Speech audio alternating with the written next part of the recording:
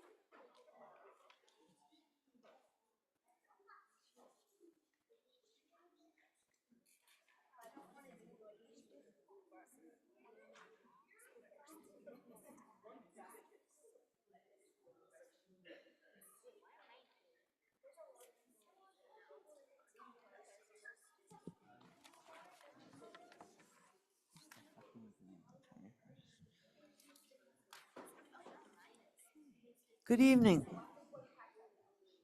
and welcome to the regularly scheduled October 21st meeting of the San Luis Coastal Unified School District Board of Trustees.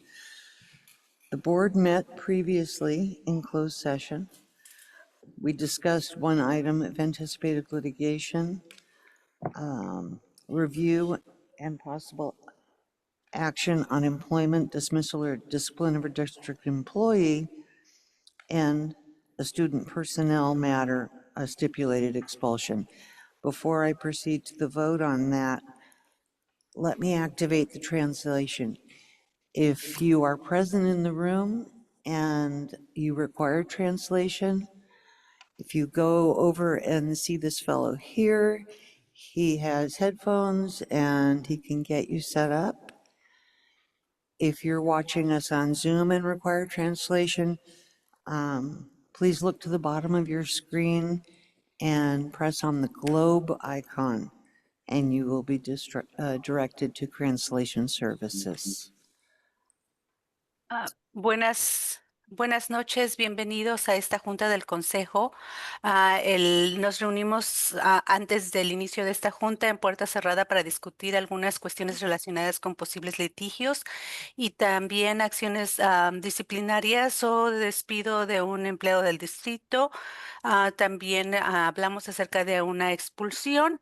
Y antes de continuar, me gustaría decirles que vamos a tener interpretación al español. Si alguien nos quiere escuchar en español, tenemos los audífonos en la parte de atrás del recinto, y los que nos están escuchando en Zoom también podrán hacerlo en español una vez que yo termine de hablar. Y si active la interpretación, necesitan seleccionar el globo terráqueo en la parte inferior de la pantalla. Gracias, bienvenidos. Thank you. So, as I said previously, in closed session, we entertained a stipulated expulsion agreement for a student, and we need to vote whether or not to accept that stipulated expulsion in open session. Do I have a motion? I move acceptance of the stipulated student expulsion. I'll second. So I have a motion by Mr. Unger and a second by Mr. Buckman. Mr. Unger? Yes. Mr. Buckman? Mrs. Baltadano? Yes. Mr. Banfield? Yes. Mrs. Sheffer? Yes. And I'm a yes. That passes 6-0 with one absent.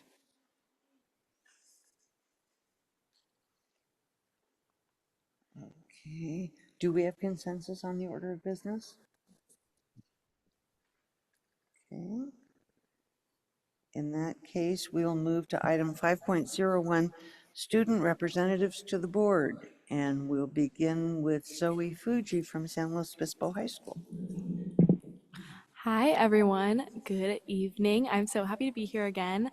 I am the ASB president of SLO High, and I'm very excited to be here presenting for you all. And then I believe the slideshow, I don't know, it might already be up. So first up we have, in the world of academics, we want to say congratulations to Jules Cargill for being the first Scholar of the Month. Thank you. Sorry, I can't see the screen at all. All right, there we go. All right, so in the world of academics, we want to say congratulations to Jules Cargill. She's our first Scholar of the Month. In our ASB class, we have different people who handle different things within the school. So our academics, our commissioner is starting a new Scholar of the Month, and Jules is one of the hardest working people I know. So we are so happy for her, and we just want to say congratulations. We also had our Elks Club Students of the Month for September and October being Sean, Bella, Kinsey, and Lily. And they're all pictured there with Miss Senegal receiving their certificates. And we just want to say a big congratulations to them. We're about to, not too soon, but soon enough, we're about to go into the month of November. So that means we get to honor Jasleen and Parker. And then we also just wanted to say that we had our students take the Youth Truth Survey. And we're asking all of our Tiger families to take the survey as well. On Student Senate, we have our Youth Truth Survey, and it helps us analyze data for our specific school sites and see what could use a little bit more work. And so having our families take this is just as important, and we have that all up, so it closes this Friday. Right. And then in athletics, there is a lot to cover. So For 2 weeks ago, we had girls golf starting off the week strong with a big win at Alice Hill River Course. The girls tennis team had a big week with the league team.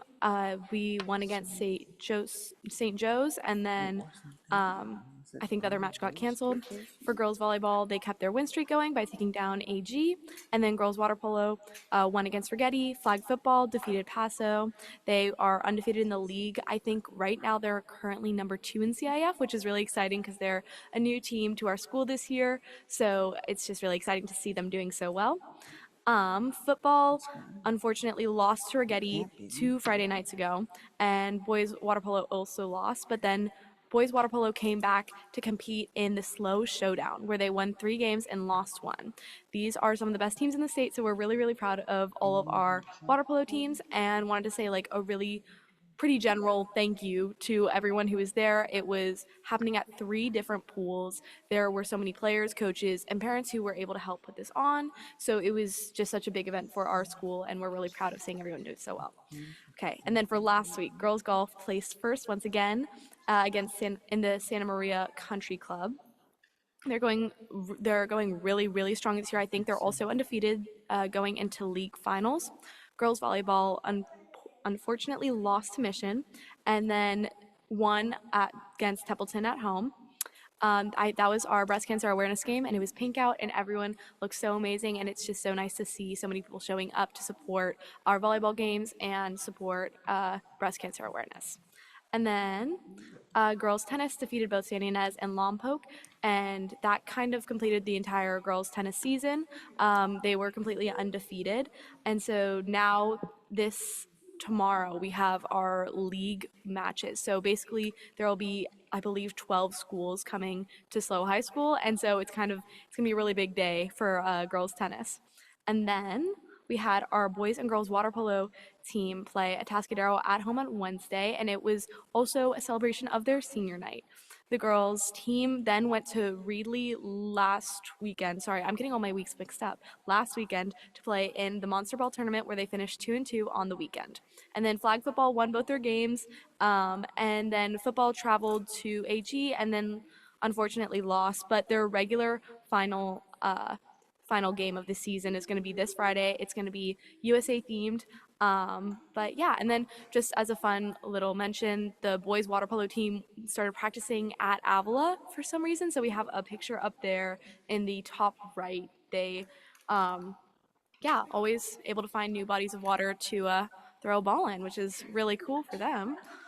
All right, and then for our arts, 2 Fridays ago, we had the first lunch rock jam with a student band called Screen Door. They were so incredible. We have so many student bands on our SLO High School campus, so it's really amazing. The entire room was packed. It was just one big lecture hall room, and I just know there was, bad for fires, but good for them. They had so many people show up. And then some of our students attended the day of celebration at Cal Poly to celebrate Hispanic Heritage Month.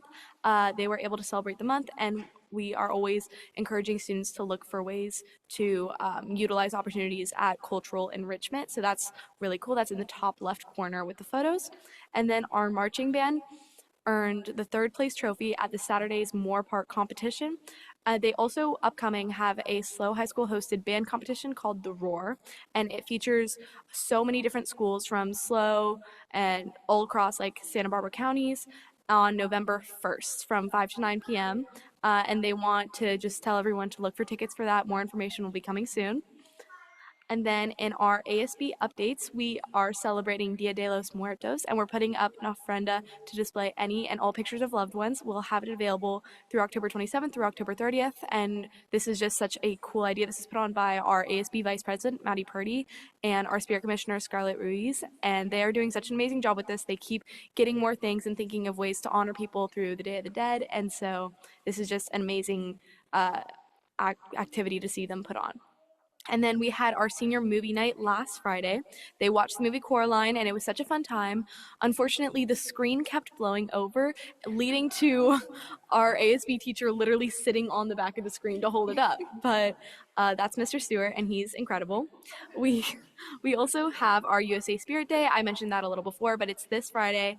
We have an activity going out. We're gonna have it in the Commons where people can paint their own denim and get any face paint, any accessories for that night, and it'll be a really fun time. And then we have a Rochambeau school-wide competition where students will get beads from their third period classes, and they'll be able to play against anyone. And then this will last from October 28th through October 30th, and then students will just do rock, paper, scissors all throughout the next 2 days. And then at lunch, we have a really big competition. This happened last year, and students got so competitive. I saw so many friendships end over these beads, but it is such a fun event, and everyone loves it. And then, in our other ASB updates, we have a lot of updates from our FFA, which they hosted the 2025 opening and closing public speaking contest 2 Wednesdays ago, and there were over 350 students from 8 other schools participating. In our chapter alone, we had over 80 students participating, and there were so many people at our campus. I can't even say it was so crowded. But we had one team win, which was our officer team placing third overall, and then we had sophomore Kylie Wells receive an outstanding treasurer award, sorry. And then also a special congratulations to the 30 freshmen that stepped up and they talked outside their comfort zone to do a public speaking contest. FFA is not easy, but there was so many people involved, so many people putting themselves out there, and it was so cool to see everyone come together. FFA also put on a drive-through barbecue full day. It's so weird to explain, but it's the only drive-through in SLO, and basically all the FFA kids are able to make barbecue, and then just you order a ticket, I believe, and then they drive through and they pick it up, and everyone loved it. There were so many students and parents working together to put this on. I heard nothing bad from it. And then also we have our counselors working so hard with our senior class for college applications. In the bottom right corner, there were over 60 students attending that session of information, and we just wanted to say a really big thank you to all the counselors and everyone who is supporting our seniors through the stressful college application process. And then for our upcoming events, we have our winter sports tryouts happening next week, and it's a lot of work. We have so many winter sports. There's all of our basketball teams. I can't name anything else right now, but I'm sure it'll come to me. And then on Halloween, we have no school. And then the week after, because we're on a trimester system, we have finals, which will be so much fun. And then the following 2 days after that, the Monday and Tuesday, we also have no school. And then our first trimester will begin. And then it feels weird to say now, but obviously later into November, we'll have our Thanksgiving break. And that's everything from SLO High School. Thank you.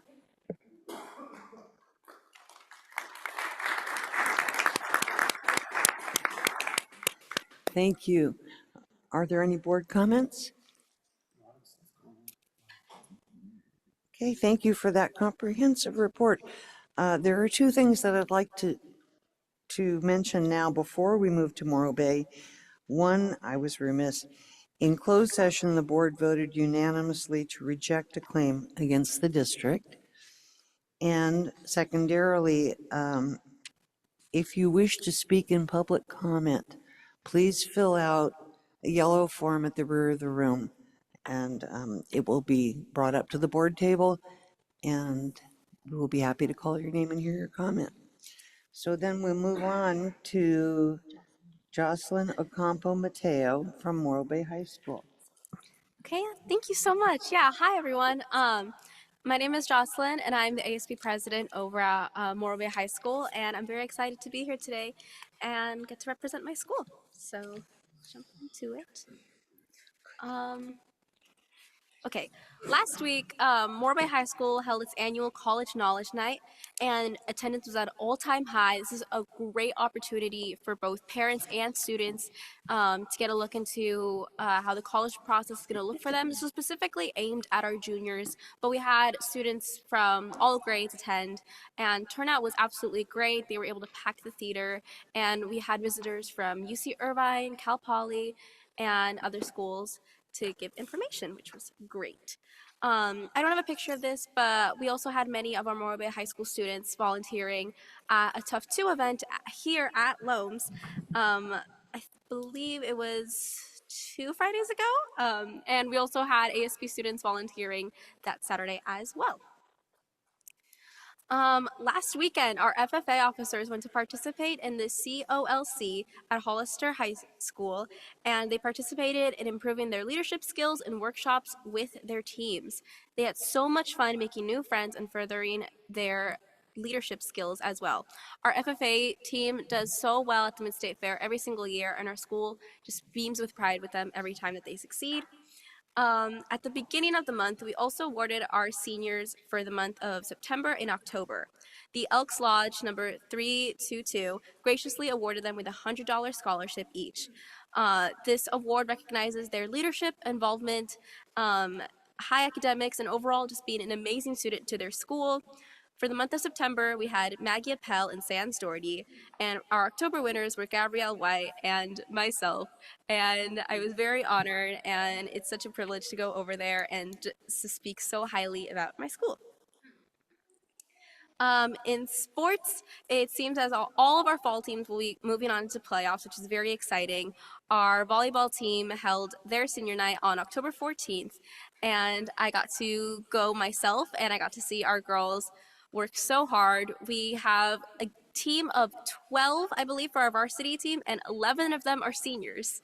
So it was a very long ceremony, but it was great to honor each and every one of them, and we're so excited to see how they will move on in the future. We also had our football senior night last weekend against Santa Maria High School, where we went 50-0. So it was very exciting for all of us to see such an amazing win. And it was also our community night. So we had locals come and get to watch the game, and we had a little flag football game at halftime, as well as a little cheer performance from kids over at the elementary schools, which is very, very cute.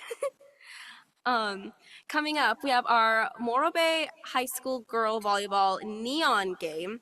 I believe it's this Saturday. It's at 5 p.m. and 6 p.m. It's all neon themed or white.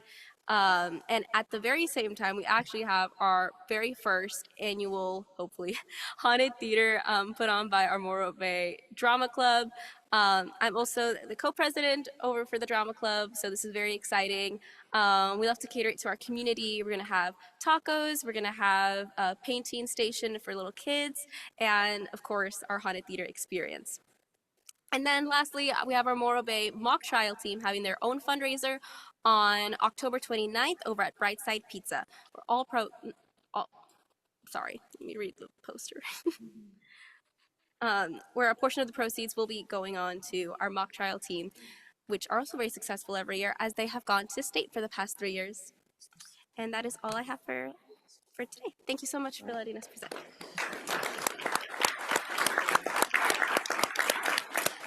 Thank you very much. Is there any board comment? I just have to say, I love the logo for the mock trial team. That's the best. Yeah, thank you so much. We actually had a student design it a few years ago. She's now graduated and gone on to San Jose State for drawing, actually, which we're very proud of. Okay. All right, well, that was wonderful. As always, you are welcome to stay and participate in the meeting, but we're mindful that you have other obligations and studying to do, so if you need to excuse yourselves, we appreciate your having joined us tonight. Item 5.02 is Baywood Elementary Program highlights. Mrs. May. Hi. Do you have the presentation? Put this down so you can see their faces when they're up here.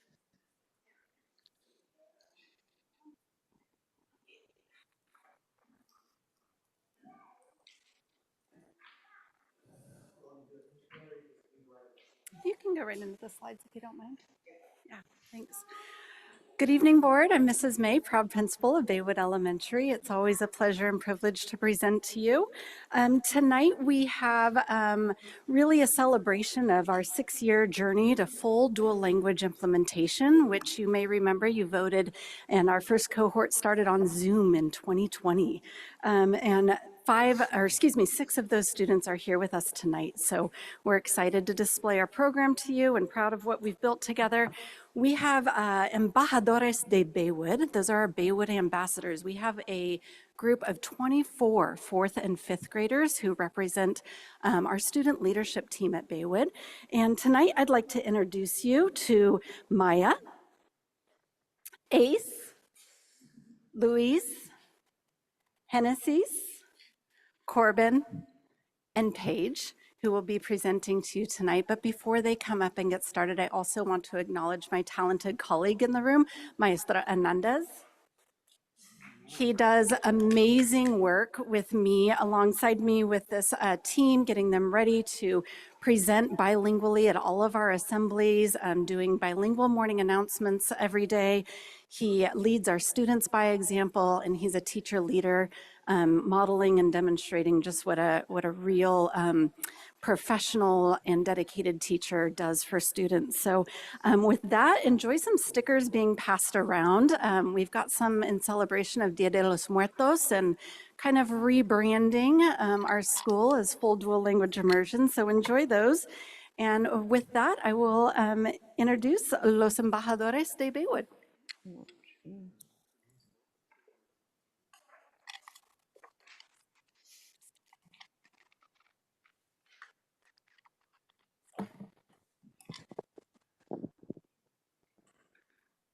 Hi, I'm Maya, and this is the first year that Baywood is full dual immersion. It's half the day in English y la segunda parte en español. Each year we have a tiny bit more English time following the 90-10 model, so that by the time we're in 4th and 5th grade, we have 50% English and 50% Spanish. Yo pienso que hablar español es muy divertido, even if it is a little bit challenging sometimes. At Baywood, we have bilingual assemblies, which are led by Baywood 5th grade representatives. We also have bilingual and visual arts teachers, or bilingual visual and performing arts teachers, and a bilingual garden teacher, which having these amazing teachers, along with our classroom teachers, helps us create a pathway to high sophisticated vocabulary in both languages. We have bilingual morning announcements each day about what's going on at Baywood and if there's any important assemblies or meetings. And last but not least, at Baywood we work to achieve the 3 pillars of DLI: being bilingual and biliterate, having high academic achievement, and cross-cultural competence. Up next is Ace.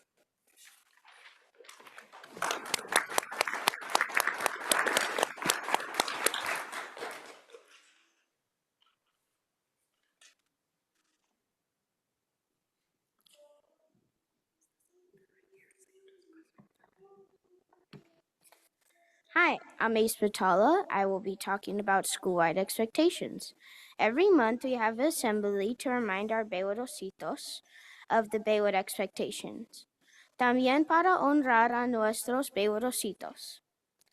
Nuestras características son responsable, estudioso, consciente, y seguro.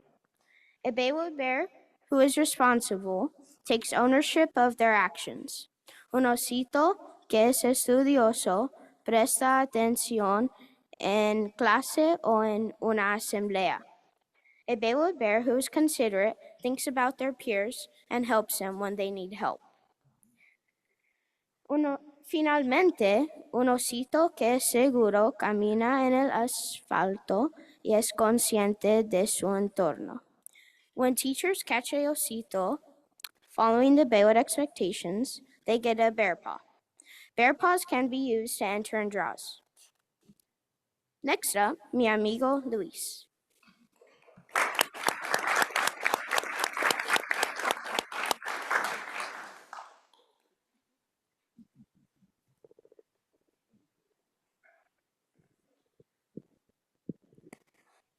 Hola, me llamo Luis Mondragón. Hoy les voy a hablar un poco sobre los embajadores de Bayward y algunas de las cosas que hacemos. Los embajadores de Bayward son responsables, estudiosos, conscientes y seguros. We as Bayward leadership love being kind and being role models. Como embajadores de Bayward, hacemos actos de bondad y tomamos decisiones importantes para Bayward. Up next is my amiga Genesis.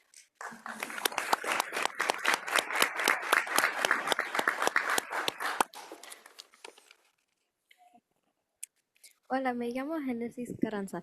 Today I'll be talking about our Bayward buddies y por qué existimos. Primero quiero hablar sobre cómo nos juntamos. We meet in one of the class rooms of the buddies one Monday afternoon each month. And what we do in our buddy time is we focus on Latin culture, arts, and do an activity. Por ejemplo, la otra vez dibujamos unas calaveras and then turned it into a mask. Otra razones por la que tenemos buddies es para que los buddies pueden aprender sobre lo que van a hacer en 3 años. Next up, my friend Corbin.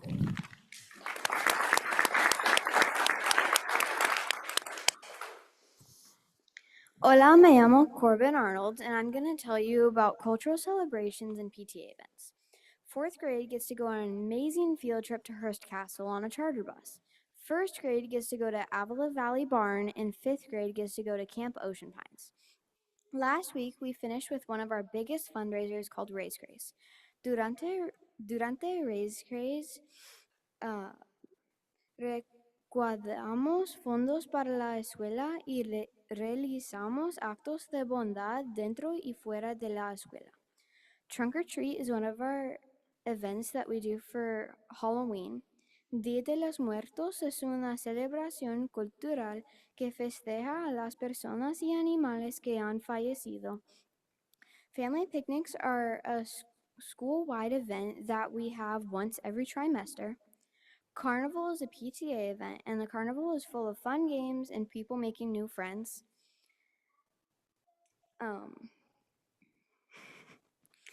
And finally, we also have a week that is called Feed the Teachers. During this week, all grades can make charcuterie boards or baskets for the teachers. It's kind of like Teacher Appreciation Week. These are all things that get me and others at my school super excited. So thank you for listening to my presentation. Next up is my friend Paige.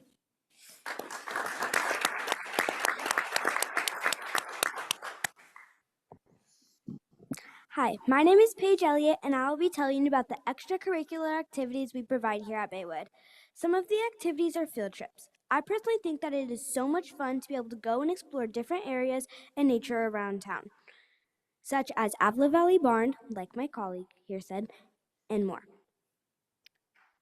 Garden is another place we can explore nature, plant plants, and learn about insects. This year at Baywood is the very first year we have a formal VAPA class where we learn about stage directions and eventually we'll put on a play for our school at the end of the year. Aquí en Baywood tenemos la oportunidad de expresarnos de diferentes maneras desde VAPA, deportes, música y clubes de dibujo, ajedrez y baile folclórico. Our athletics for achievement are only provided at 5th grade. We have different seasons and there is volleyball, soccer, basketball, etc. Music is only with 4th and 5th grade and band is only 5th, but there are all different instruments in band to choose from. I myself prefer the clarinet. In music, we learn about treble clefs and melody, rhythm. It's so much fun. Last but not least, Draw Club and Chess Club. These clubs are hosted by our teachers at lunchtime. Draw Club is for all ages to go and be creative. Chess is open at 4th and 5th. We learn how to record information, how to move the pieces, and beat our competitors, in a friendly way, of course. Y finalmente, karaoke. Es para primero o tercer grado para que puedan cantar como los pajaritos. Have a good day, and thank you for your time.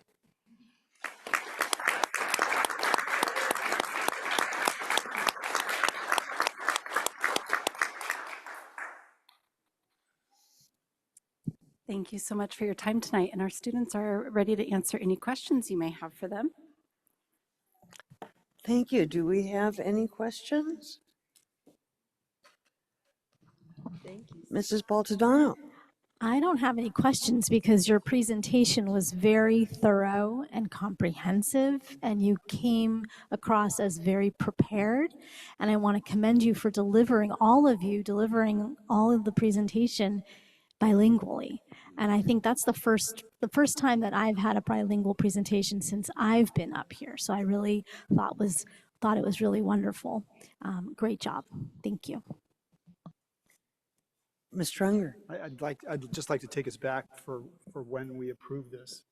And I'm so glad that we did. And I'd like to recognize Jim Quisenberry, who was one of our school board members at the time, who has since passed away, and was a really strong supporter of the dual immersion program at Baywood. And he would be proud to see this presentation that we had tonight, and just proud to see the accomplishments at Baywood. So thanks, you guys. Okay, and I was very impressed by all of you. I am monolingual, so when I see you speaking in 2 languages, it's astounding to me and very impressive. So congratulations on all of your hard work, because this has been years in the making. And my question is, when did Baywood move from the baby blue to the black on the shirts? It really is serious. Well, I should have my PTA president come speak to it then. No, this was actually a decision made by Senor Hernandez, but we do have the baby blue here. He just wanted the black shirt, so he thought it would pop a little bit. But Maestro Miranda is wearing our new staff shirt. Would you get up and turn around and model that for us? This is it says Dual Language Immersion School. It's got our new logo on it, and all staff have that shirt. So we have not gone away, Marilyn. We're just... Okay, I was never a fan of the baby blue for years, but I will walk over and buy a black one if I'm able to. I will not make that executive decision without consulting you. Thank you. They're the Baywood Black Bears. Yeah. Oh, Mr. Banfield. Yeah, I think the black shirt is hot. I like it. Really. Buena presentación. You did a very nice job, all of you. Really, really pleased. Wow. Mr. Buckman. Okay, so this is going to be a bit silly, but I need some help. So my cat doesn't listen to me when I speak English. So anybody have any pets, and do you speak Spanish to them or English? Yeah. Go ahead. I need some help. Once my dog wouldn't listen to any of us, but then somebody came over and spoke Spanish and completely listened. Yeah. I think so. My dog's deaf, so that never works. Okay, Mr. Buckman, Spanish Sign Language. Thank you very much, Baywood School, for presenting tonight. Oh, I'm sorry, Dr. Prater. No, I'm so proud of all of you. I really am. And it took a lot of courage to come up and speak in 2 languages. It would mean a lot to me and our team if we could get a picture with the board and all of you, because they voted for this program several years ago, and to see it come to fruition is beautiful. So before you move on, before you leave for the evening, if we could get a picture up front here with the board, that would be fabulous.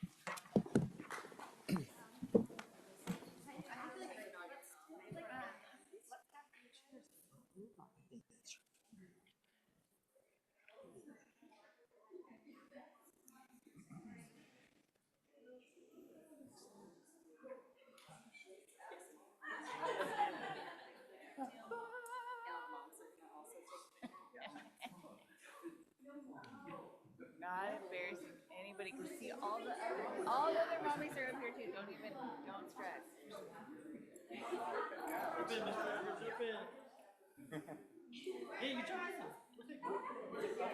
Just right over there. Okay, we ready? 1, 2, 3. 1, 2, 3. Thank you guys. I'm out. I'm done.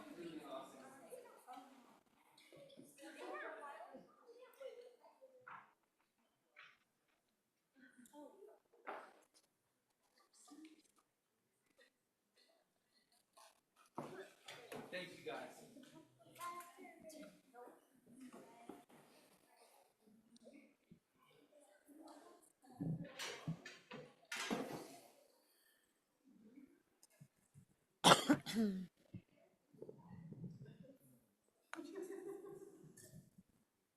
Okay, moving on, item 6.1, correspondence. At the time that the agenda was published, the board had not received any official correspondence.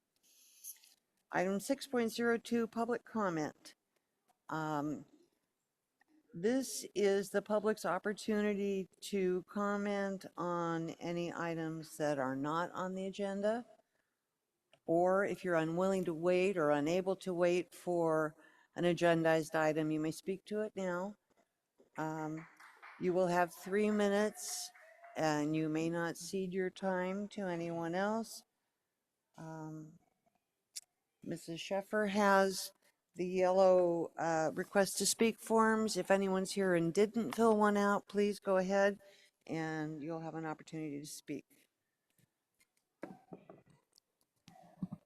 Thank you. The forms I have right now, I'm presenting them in the order received, are Katie Schlott with regard to Morrow Elementary.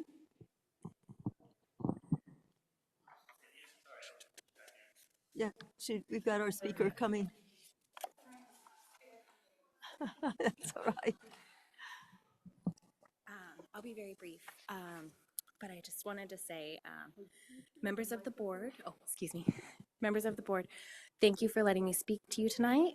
My name is Katie Schlott, and I represent the nonprofit Friends of Morrow Elementary. I wanted to express my gratitude for your guys' collaboration with the City of Morro Bay in regard to their wish to purchase the Morrow Elementary site. We see a positive outcome in the near future and are appreciative of your work towards this goal. So thank you. Thank you.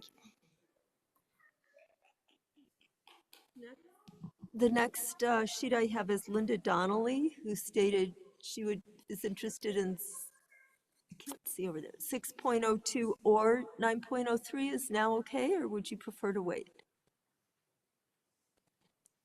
I'm not really sure. I don't know who's talking either. I just didn't know how long the meeting would be between now and 9.3. No idea. 30 minutes, an hour, 2. You're here now? Your comments now can be applied to 9.3.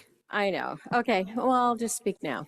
Speaking of, I'm going to go off subject a minute just because it was so fun hearing about the bear paws that the Spanish teacher gives out. My son took Spanish in Morro Bay High, and they gave out, that teacher at the time gave out bravos. And speaking of t-shirts, Morro Elementary Falcons. So anyway, we're the Friends of Morro Elementary. I am Linda Donnelly, and I'm, good evening, trustees. I wrote it out. I'm the secretary of Friends of Morro Elementary, and I wanted to come representing the Friends of Morro Elementary and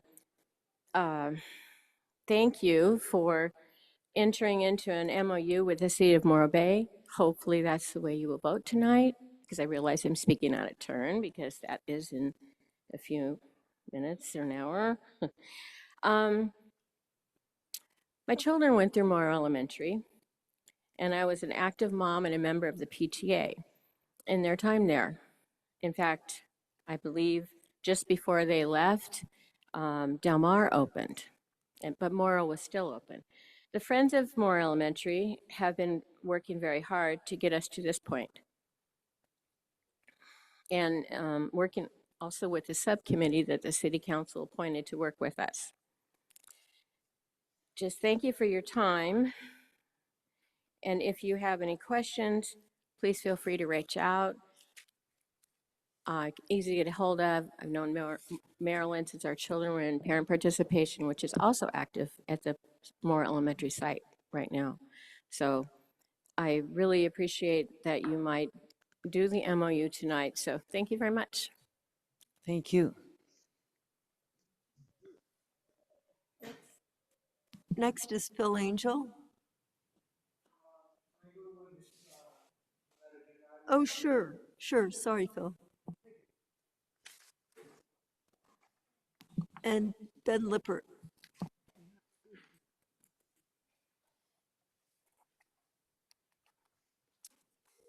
Thank you, Madam President and Board trustees for the chance to speak.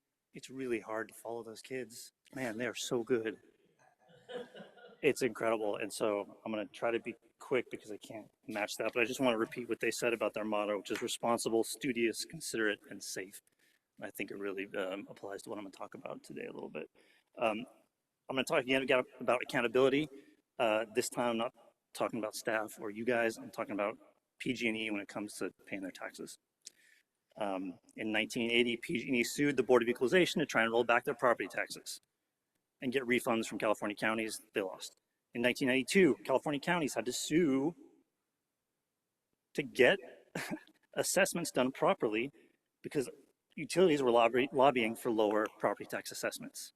This ended in a master settlement agreement. This is boring stuff, but matters to me. It was supposed to last 10 years. In 1996, PG&E again tried to reduce its property taxes for Diablo Canyon using an accelerated depreciation schedule, which might sound familiar because that's what they did in 2016. In 2001, that master settlement agreement ended, and guess what? PG&E lobbied for lower property taxes, then declared bankruptcy. And then in 2002, the California Attorney General sued because the company was using accounting tricks to funnel money to shareholders. In 2016, when PG&E first developed the plan to close Diablo Canyon, the company expected to reduce its property tax burden to 0 within 9 years. SLO had to fight to get a emission mitigation program. Then they had to fight again to use the right property tax calculations. In 2019, PG&E declared bankruptcy again, this time because its negligence caused the Paradise Fires, in my opinion. They got a massive bailout, in my opinion, also from the state.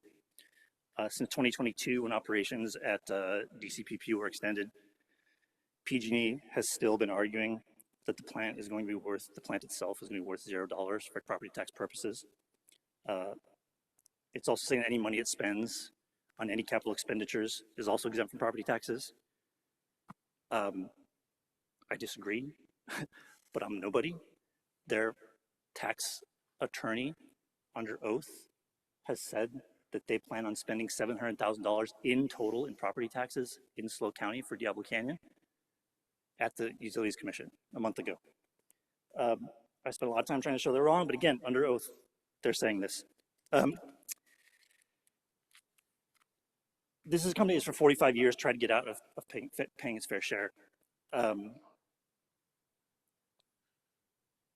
It's turning its back on its commitment to our community and to our kids. It ended its mitigation program payments. It's arguing it owes at most 700,000 property taxes, which means 9 million is just going to disappear. We need to hold them accountable for saying these things and make sure that they don't turn their back on our kids. Thank you. Thank you, Mr. Lippert. Okay, those are all of our yellow slips. Is there anyone else who would like to address the board at this time? Seeing no one, then we'll move on to the superintendent's updates. Business and budget update, Mr. Pinkerton. Yeah, on a positive note, I'll start with that because I'm going to talk about budget afterwards. But Dr. Prater, myself, Ms. Yamashita, I believe Mr. Buckman, Mrs. Baltadano, we all attended the apprenticeship get together. So basically the union, local union hall recently invited a lot of our students over to kind of visit during the school day to kind of see the different trades and opportunities for kids. And from all indications, sounds like we had a ton of students that attended that, which is good. In terms of, I think we had kind of shoddy attendance a couple of years ago. They really picked it up last year, and it sounded like this year they had so many kids show up to kind of check things out that they didn't even have enough space for them. So a positive thing for the kids to be able to see that program and see what's available to them. On the business standpoint, of course, most of you were at our forums last week, our staff and community forums. Wish that they were better attended, but it is what it is. In terms of that, I think the people that came to both of those, we had great conversation, great dialogue back and forth, both with the parent group as well as the staff group, which was nice. We're going to continue that conversation. So we have our PTA leader meeting on Thursday. So tonight I'm going to present the board with kind of, again, previous to this, we've talked about the 4 reasons why we have a structural deficit. Tonight we're going to talk about what we've reduced thus far. And then that's going to lead us into potential reductions in the future. So we'll be talking with PTA leaders again on Thursday. Over the past week, including today, I had an opportunity to meet with both the elementary and secondary principal groups, administrators, to again share the same information, walk them through it, so that again just trying to bring everybody up to date on board, kind of with where we're at, leading us to these discussions that are going to happen publicly at our meetings. And that's it for business. Thank you. Educational Services, Mrs. Yamashita. Good evening, board. I'm excited to share that our secondary administrators, our Loams and Morro Bay High teams got together today at Morro Bay High for our first Safe and Nurturing Schools Learning Walk. And it's the work that was led previously by University of Washington with our administrators and teacher leaders. And we're shifting to a model where it becomes part of our regular practice to have staff groups go around and observe other staff. And today, participants learned effective practices and language about conducting objective and non-judgmental classroom observations. And then plus, we provided the host site with next steps based on today's learnings. So they want to build in additional opportunities for teachers to observe each other and collect data on how students are actually engaged in their learning. So it's a big professional development learning step for us to have groups of teachers watching other groups of teachers and discussing the effect that classrooms have on student engagement. So it's exciting. Mr. Neff will be joining us soon. He's currently with our presenter from University of Washington this evening. Also, today we had the foundation meeting. Mr. Unger was there, Dr. Prater was there. It was a board meeting. Also, I got to attend the SLCUSD General Council meeting where they were discussing inter-district transfers. And so I learned some new things. We had the community briefings that Mr. Pinkerton mentioned, as well as I had a couple other parent community meetings. We held our elementary PD day on October 15th, and they were going over the STAR assessment results from the fall. And as you know, with our CASP data, we particularly are showing a need in mathematics. And so Tricia Taves and the SCUBs provided a professional development for our teachers, elementary teachers, to talk about the standards of mathematics and look at our curriculum programming to decide what elements of the curriculum are most important, et cetera. I also got to attend the Common Ground Task Force with Dr. Prater, and the topic was immigration. We had a fantastic discussion. We held our first LCAP Parent Advisory Committee meeting, #1 on Zoom. We also had a summer experience planning kickoff meeting to discuss with Mr. Martin and the summer experience team to ensure that the right students are getting invited to summer experience, to make sure we're maximizing those ELOPE dollars into countable academic gains. And we're also looking at when they're there, are they getting access to actual academic intervention programming that they're receiving during the school year? So we kicked that discussion off. And finally, our DLAC met and we reviewed the LCAP survey information with them and went over the LCAP with the DLAC.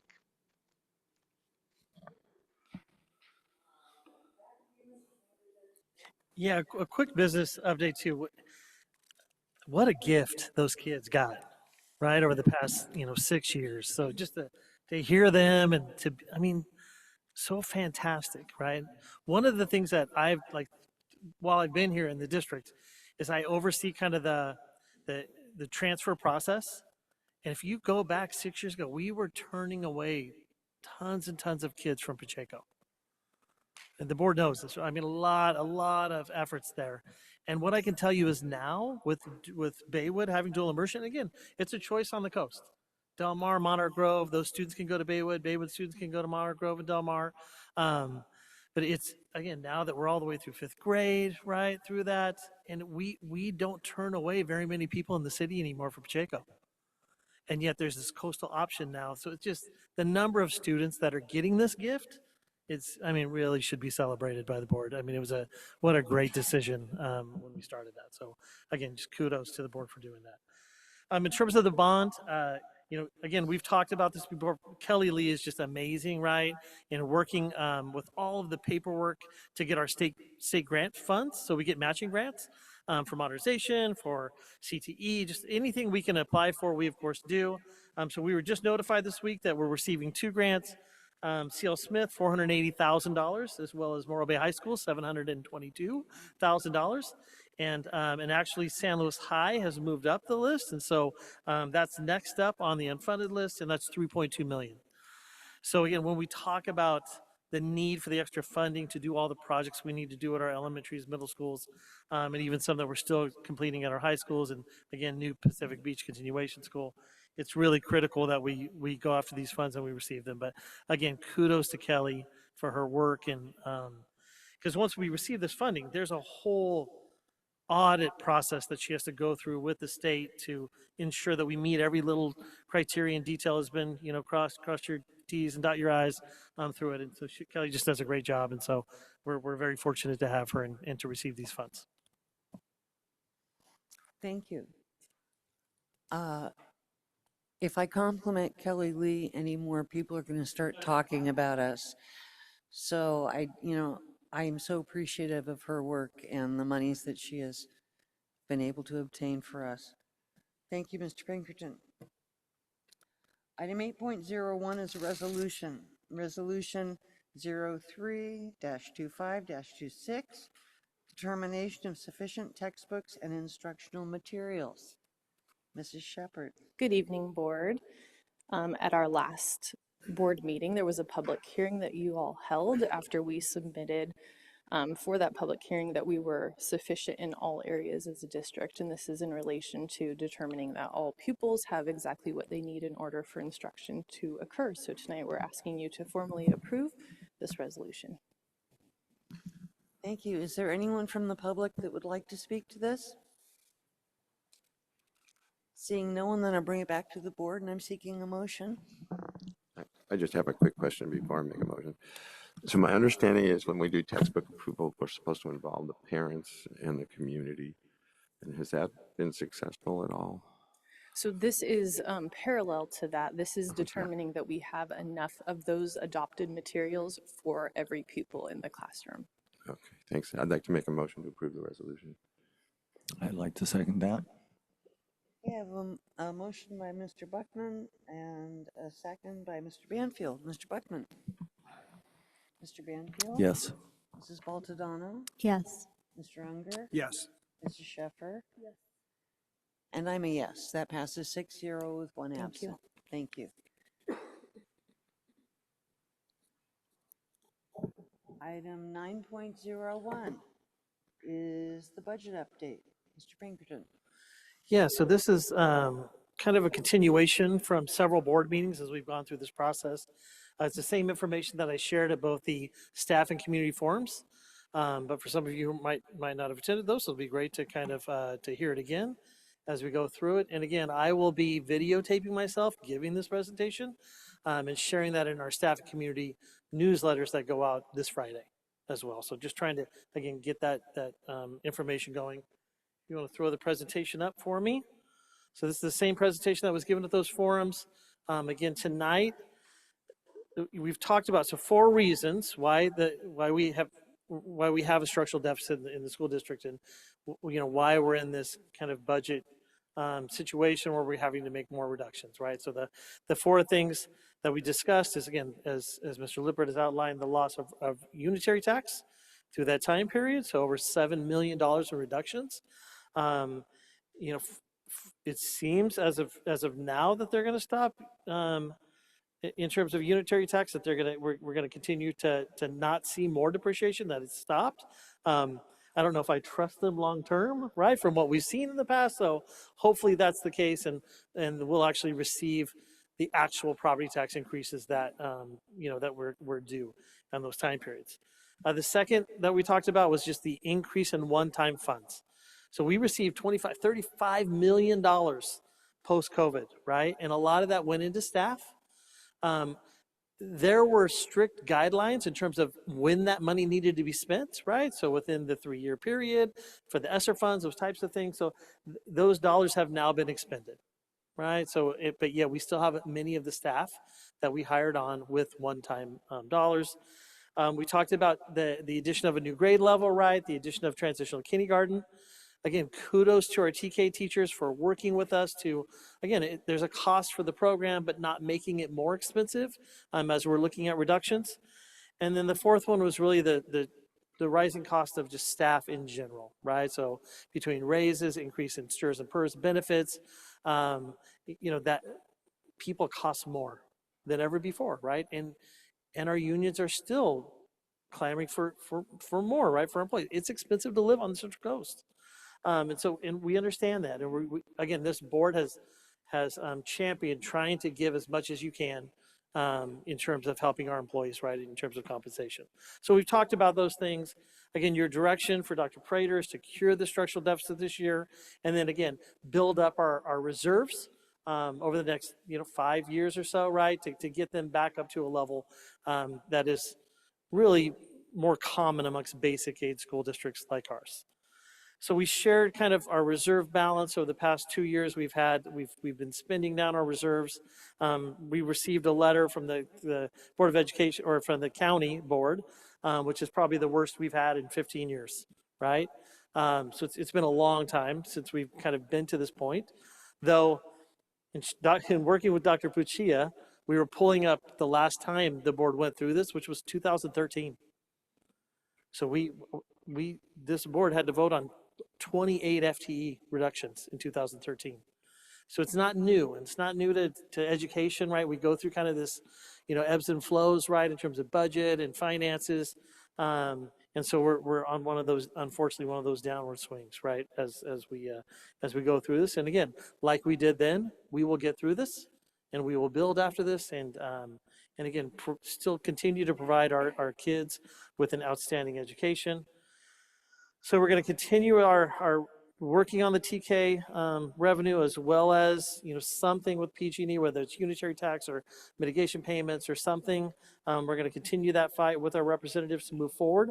But tonight, really, the focus was on this, and that is, I think it's helpful to know what we've reduced thus far, so that when you're presented with future recommendations of reductions, you can kind of, okay, like we've already reduced that, and that's kind of where we're at today, right?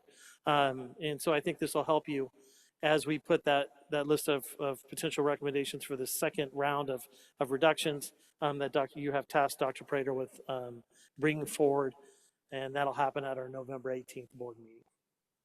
So the first one, again, early on with COVID, post-COVID, we started a bunch of programs for kids. So more mental health counseling. Our school psychologist took over URSA's counseling. We tried to start a whole new MTSS, multiple tiers student support systems, right? So we had Laura Storm, a principal on special assignment, John Calandro, a principal on special assignment for all of the student services needs to help. We had Shelley Benson came up to the district office as kind of a district counselor to help the counseling services as well. And we also had Jeff Martin, who started this new intense summer program with this new ELOP funding that we received from the state. So that process worked. Those people stayed at the district office for, I think, 2 years. But knowing that, again, in the 10-year budget, that we're going to have to make reductions, this was coming, right, upcoming, those are the first reductions that we made, right? And so we always start at the district office, right? We try to keep things away from the school site, from the classroom as much as possible. So those reductions in 23, 24 were approximately, $652,000. As we look at last year, the board, of course, in February, made a list of reductions, right? To try to, again, cure our structural deficit for this year, which we did, right? The problem is next year we're going to lose our $4.6 million in SB 1090 funding. So that's why we're faced with this second round of reductions, right? If you don't remember, you can look back, but we had estimated about 1.8 million in class size reductions. And on paper, when you lay it out and you look at classes and, going to 28-1 and 32-1, 4-6, right? 28-1 in our primary TK3, and you lay that out, that would have got us to the 1.8. But the reality is when you make classes and students come in and you look at our small schools, you try to lay out class sizes.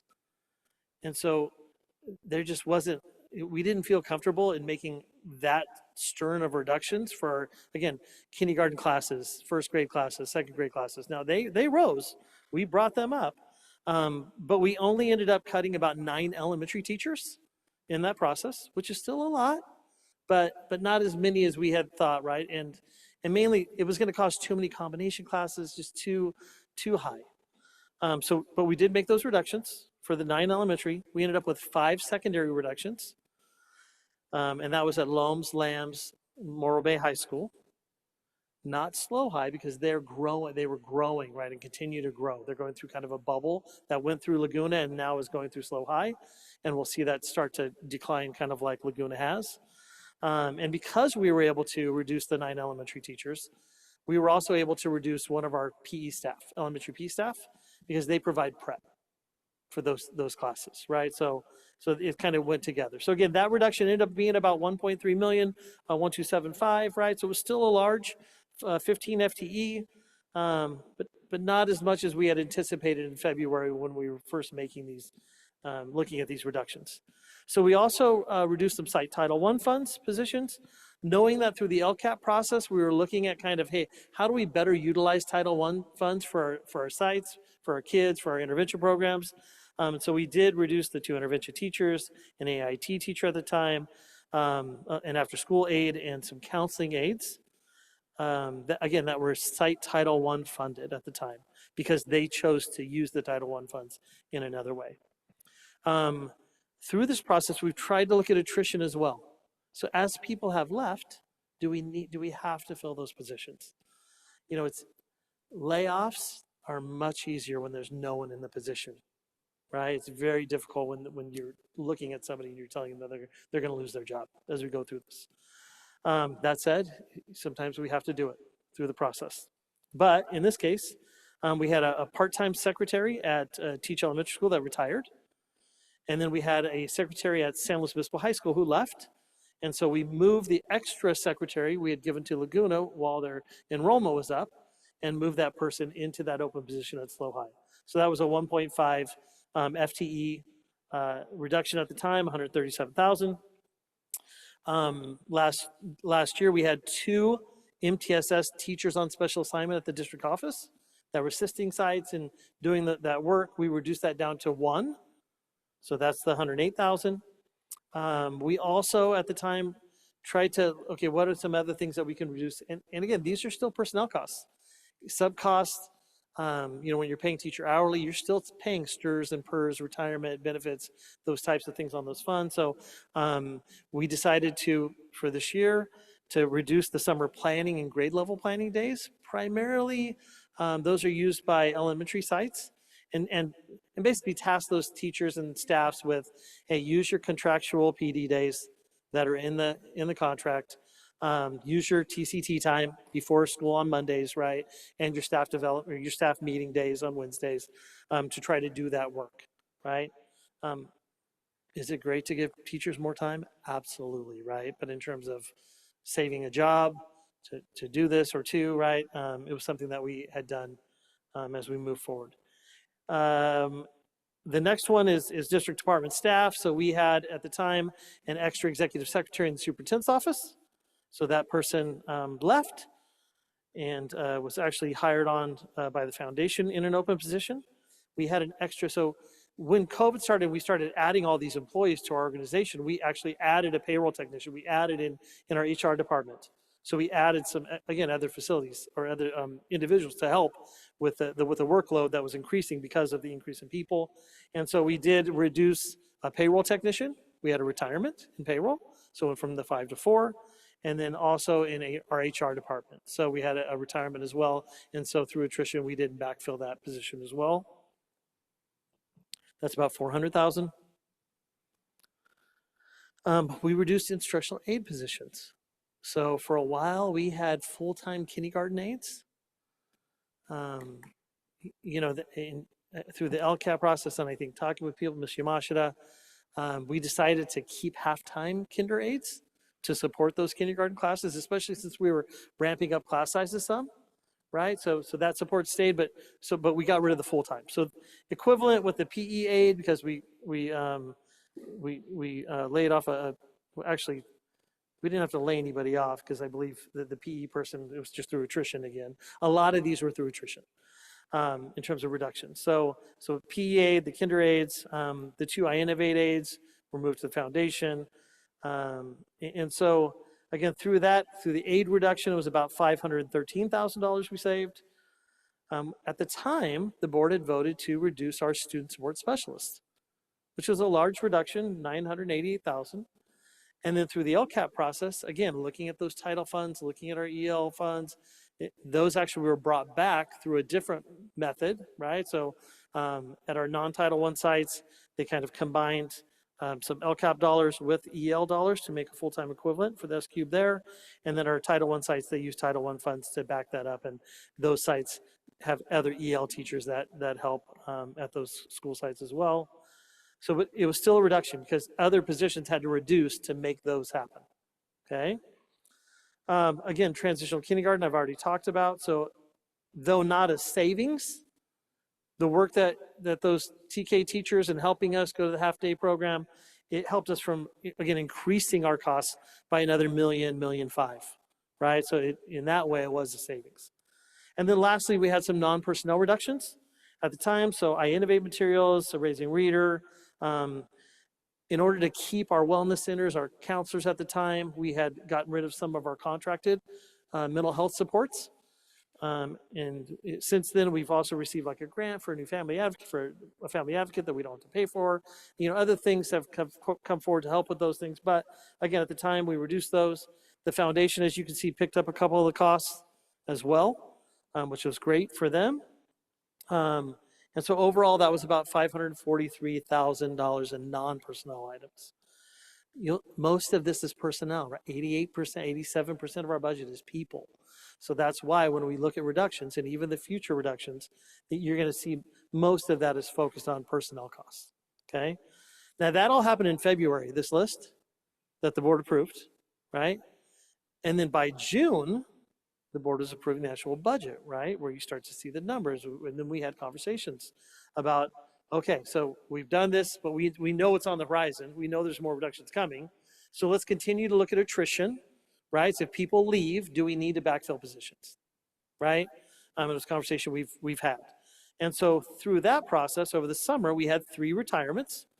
So we had an HVAC technician leave, and we have 1 other HVAC technician, and we have other, you know, people in BG&T, maintenance worker staff that can also assist.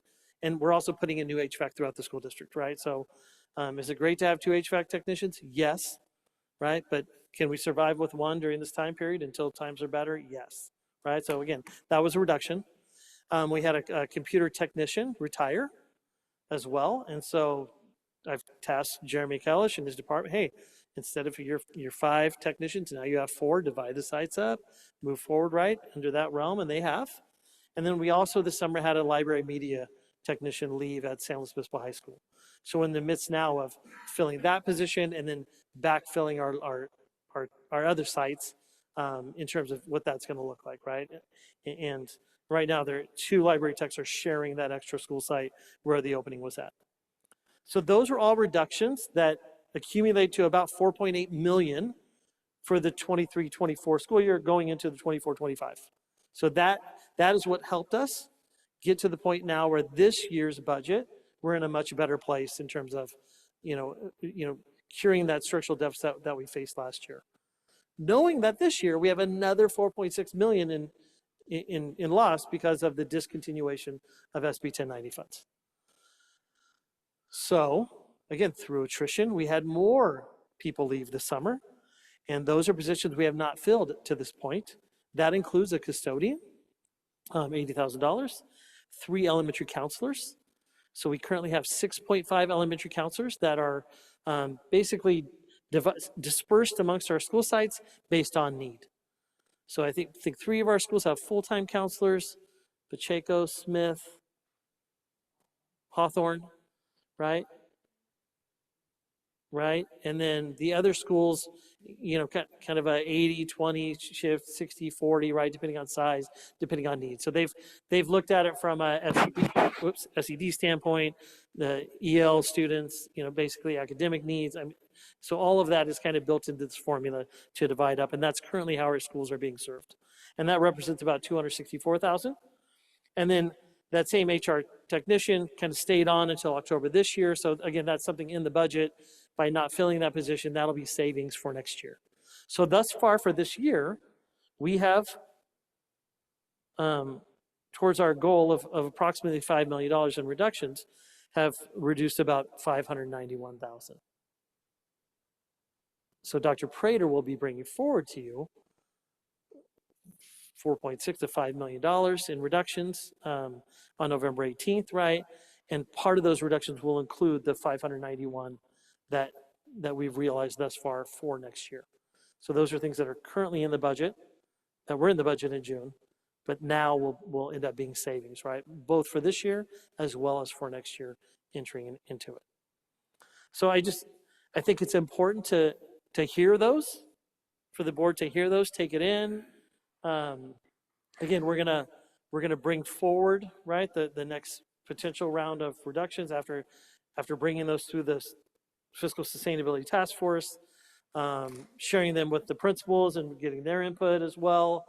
Board study session discussing those, right, and then eventually bringing those forward to the public on November 18th. So it'll be posted on the 14th, right? November 18th will be the first time publicly we'll be sharing that information for everyone to see. That's it.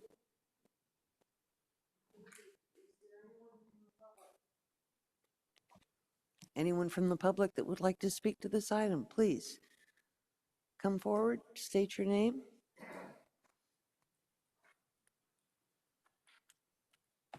Hi, my name's Dan Hawk. I just have a couple questions. So we've lost 9 teachers, 5 assistants. One of the questions I would ask is how many staff do we have at the district office? How many 6 days do our teachers take a year? How many people at the district office could take 1 day out a week and go sub and save money there? Because I know subs are a big expense. So if you're working at the district office, you could take 4 days working there and 1 day in the classroom and be a sub and save money there. Lots of large districts are doing this to save money. I know that for a fact. So, nobody wants to lose a teacher, right? So how many principals in the last 5 years have we promoted to the district office, and are their jobs absolutely necessary there? I know of a couple, in my opinion, probably not. So how many cuts have we had from the district office from people making 150,000 and more? Because teachers are going and they're not making that. So I think we need to even it out and make sure the district office is losing as many people as the teachers. The teachers are more important than anybody else besides the students. Just my opinion. Thank you. Thank you. Anyone else? Please. Thanks again, Madam President. Ben Lippert. I just want to say that instructional aides are such an extremely efficient use of money. I would caution you against making those cuts just because they happen to be, I think, the least vocal of your employees. They do a ton of work. Counselors do a ton of work, and they do not make much money. I'm going to come up here and say it again, but I just want to make sure I say it now because we just had that slide about how many we have already cut.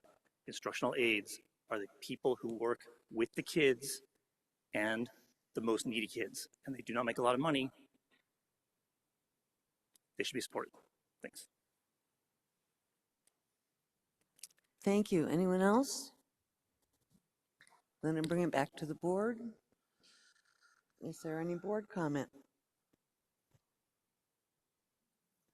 Okay, seeing none, then Mr. Pinkerton, we'll move Yeah, on. so I'll close really quick. Just so a couple of things. So one, again, there are a few things that we're not discussing, right, in terms of bringing up forward. I think I should share, kind of some thoughts right now with the board, and that is, like, we're not reducing special education. You can't through, it's the maintenance of effort aspect of it.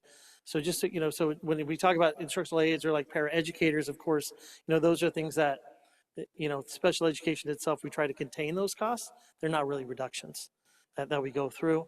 And then, as I've kind of outlined some reductions, especially I would say at the elementary level, I kind of feel like we're as tapped out as we can in terms of elementary class sizes. I don't think we can go any deeper at the elementary standpoint.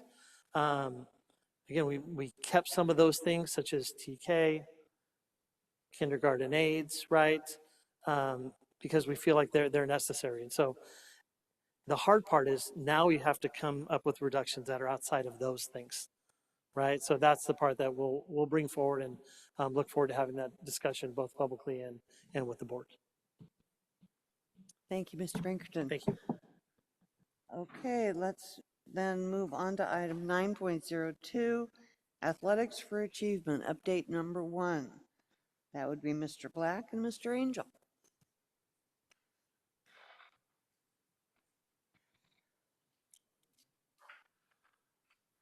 Good evening, board. Different role for me tonight. I get more than 3 minutes. I like this. I'm less stressed. Do we have our slideshow up? All right, perfect. So Athletics for Achievement is based on the premise that Dr. Prater found with this Aspen Institute. And the Aspen Institute's a group of people, bigwigs, who donate to have kids be involved in sports. And there's so many foundations out there, but this is a really good one because they came through with the Children's Bill of Rights for Sports. And essentially, their mission statement, or the Bill of Rights, is kids deserve the right to play sports in a safe and healthy environment with qualified program leaders. Sports should deliver personal growth. Kids and adults, coaches, they should be treated with dignity. And fans, kids, spectators, kids, and coaches should all enjoy themselves. And those of us who put these sports on, like, I know I enjoy myself every day because I do live the dream working with sports. So this is, I believe, our 4th year of implementation. My 2nd year with the program. And one of the biggest things we added this year, because we believe that kids should have the opportunity to play sports. So at the middle school level, where I'm well versed in, we've had traditional cut sports: girls volleyball, boys and girls basketball, boys and girls soccer.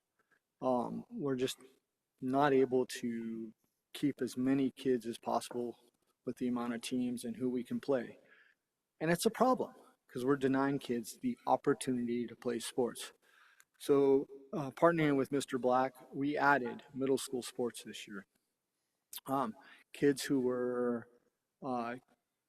would have been cut from girls volleyball, which is a fall sports season at Los Osos Middle School and Laguna Middle School, had the opportunity to move into program with qualified coaches and continue their volleyball career.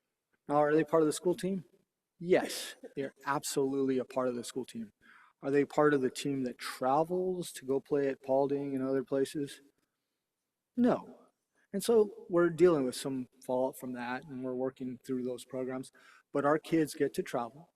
They get to play. Laguna plays at Los Osos Middle School. Los Osos Middle School plays at Laguna Middle School, and we structure those practices in that way. Our kids get an opportunity to have some coaches that work at Cal Poly, community members, and so they're getting great opportunity. And from talking to grandparents, some of the parents at the last tournament, they're loving it and seeing a lot of growth. We had 55 kids stay through the program this year, and I don't remember the number of cuts. I don't remember the number of cuts that Laguna had in 7th grade. Last year it was close to 60. You can see it this year. All right, where did I go with this? All right, perfect. Now, from the 5th and 6th grade level, we offered in the fall girls volleyball, boys soccer, and cross country. If we look at that, there's our kids. I didn't see the baby blue uniforms on there, but I'll get to that. 239 girls played volleyball, 161 boys played boys soccer, and cross country is 138 kids. And for the first time in my memory, Del Mar offered a team. And part of that has to do with they're a really small school. But the other part of it is we recruited a really good volunteer last year to coach flag football. The guy's not ever left. He's an unpaid volunteer. He goes out there with volleyball? So Aaron went out there, set up a net, and all of a sudden he had kids playing volleyball at lunch. Jim Pond is the guy's name. Works for the city of Morro Bay, retired Navy man. So he's out there recruiting. Gotta love it. Overall, 515 students played sport in the fall, and we're still going on with cross country. We'll get to that in a bit. 460 of those were 5th and 6th graders, which represents right now 40% of our 5th and 6th grade students. Last year we had a little bit over 55% of our 5th and 6th graders play overall. So I'm looking for 65% this year. I always look to grow. Seasons this year. We structure our program into 6-week seasons, give kids a little bit more time to play and enjoy the sport. We broke it down into regions because kids deserve an opportunity to play a sport. One of the barriers to playing a sport is getting kids from one school to the other. So we looked at how can we get kids from one school to the other. Let's make divisions where the kids are a little bit closer. So if there's an opportunity to walk to a school, Pacheco to Bishop's Peak, for instance, great. Or if it's easier to get parents to drop off at a school like Hawthorne, it's impossible to get to Hawthorne at the end of the school day. So Aaron and I worked with Phil Tarver and Chris Bonin, and we were able to get buses to take kids from C.L. Smith to Hawthorne or other places to Hawthorne that were already on their routes. So we're not spending extra money, maybe just letting you know. So we got the divisions going. So we did it because we wanted kids to have our opportunity to get to the games, but we also wanted to look and see how can we make our tournaments really competitive. So last year, one of the issues I was noticing is like our 5th grade schools, when they'd come to the big tournaments, they sometimes would get paired with a 6th grade team or whatever, and they're getting crushed, and nobody wants to lose, even if we're not keeping score. All kids keep score. So we looked at which teams were really good, which teams are knocking it out of the park. And so when we structured our end of season tournament at Laguna, we really matched up teams that were on par with each other to the best of our abilities. And so the tournament was a lot more competitive than some of the ones last year. That's treating kids with dignity, you know. Our cross-country season. We staggered our cross-country. So we ran volleyball and soccer from September to last week. It just ended October 17th. So was it September 9th to October 17th? 6 weeks in there. We're still running our cross-country, and we structured cross-country at the request of San Luis Obispo High. Dan Berkland's a cross-country coach, and he says, I really want to see those kids run at our end of season tournament. So they do this end of season, do our end of season meet at the Laguna Golf Course.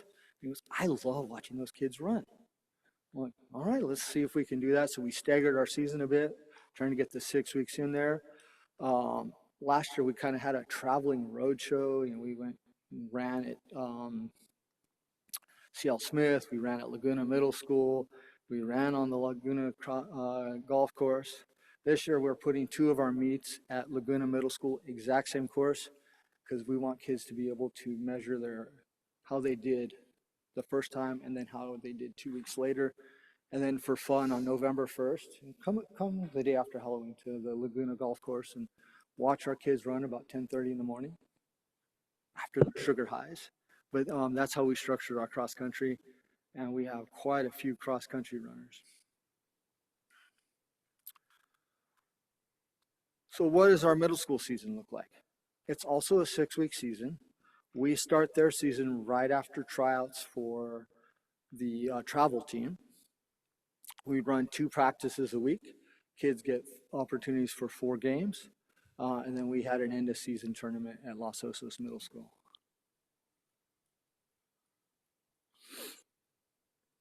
So our practices are always Tuesdays, Thursdays. They're an hour and a half long. And so an hour and a half for a 5th or 6th grader, and for some of us adults, that's a long time to do one thing. So that first hour is what you would expect with sports. Running, throwing, catching, whistles, all of the good stuff that comes with sports. The last 30 minutes is all about growing as a person, growing in your health. So we start with goal setting. We partnered with Cal Poly kinesiology department, and the Cal Poly kids, as part of their project, have made these really cool videos on sports nutrition, sports psychology, fitness. It looks like Saturday morning cartoons from my generation. These are really awesome shows. So we'll have to get them on a website if we get permission so you can see them. And then one day a week, the kids get an opportunity to do homework, and coaches are checking in with the kids. And so some of our coaches are teachers, some of them are Cal Poly kids, some of them are Jim Pond people who are volunteering in our communities. And the kids just sit down. I was at Bishop's Peak today. One of the teachers opened her door for the kids, and they just sat in there. Some of them were reading. The coaches were going around. It was interesting because today was the start of our basketball season. So the basketball coaches were goal setting with the kids, and the cross country coach was just helping kids a little bit with their homework because I guess they got a big benchmark or something in math, an assessment of some kind that they were supposed to take when Amazon was down for a day. All right. Kids deserve an opportunity to play sports. One of the barriers I mentioned was transportation. Another barrier to playing sports is being able to get equipment to play a sport. And so this is a really good piece that Aaron developed over the summer. You got these little trash cans. Each of our elementary schools has one of these bins. They're not trash cans. They're bins with the school logo. They may look like trash cans, but they're not. And the community's done a really good job of putting extra stuff, cleaning out their garage. We have everything from football gloves, athletic socks, shin guards, volleyball knee pads, some sports equipment that we lost last year, some sports equipment that's brand new, cleats that are brand new. we'll go pick these up every couple of weeks from the different schools, and we're just so surprised at what parents put in these in the bins and donate for our kids. And so at the Laguna Elementary tournament, we took that stuff out, and you did it at Los Osos as well, right? Just Laguna. Oh, just Laguna this time. We gave out so much equipment to families who needed it. We just had it out there for the taking, no questions asked. We envision offering that for every sports season, even if it's not connected with San Luis Coastal, because there's some expensive sports out there. I heard I didn't have any kids that played baseball, but in my family growing up, but I heard it's a really expensive sport. So we have now a couple shelves full of baseballs, a couple baseball bats and mitts and all that stuff, so that when the leagues get their baseball started, we'll have stuff out there just to donate for our families. Or if we hear about it from counselors or schools, hey, my kid wants to play baseball, we'll get some too. So who played so far in the fall? Well, in 5th and 6th grade, actually I believe this is everybody, we had 52% of our students were white, 31.5% were Hispanic. And so taking a look at comparing that with our overall district demographics, our district demographics right now are 56% white, 30% Hispanic. So we're having areas for growing. We're looking for our neediest kids to be invited in and have an arm around them to come play a sport with us. Our SED numbers, 29.4% of our SED students played in the fall. Last year, by the end of the school year, we were at 44% of our kids that played sport that were SED. I don't remember what we were in the fall at the beginning of the season, but as a district, I think our SED numbers are closer to 41 to 44%, depending on which metric I'm looking at. And so we know we have some growth in that area to make sure that we at least match or exceed the district's level of SED students involved. And so that's something we'll be working with our principals and our coaches in recruiting and our PE teachers.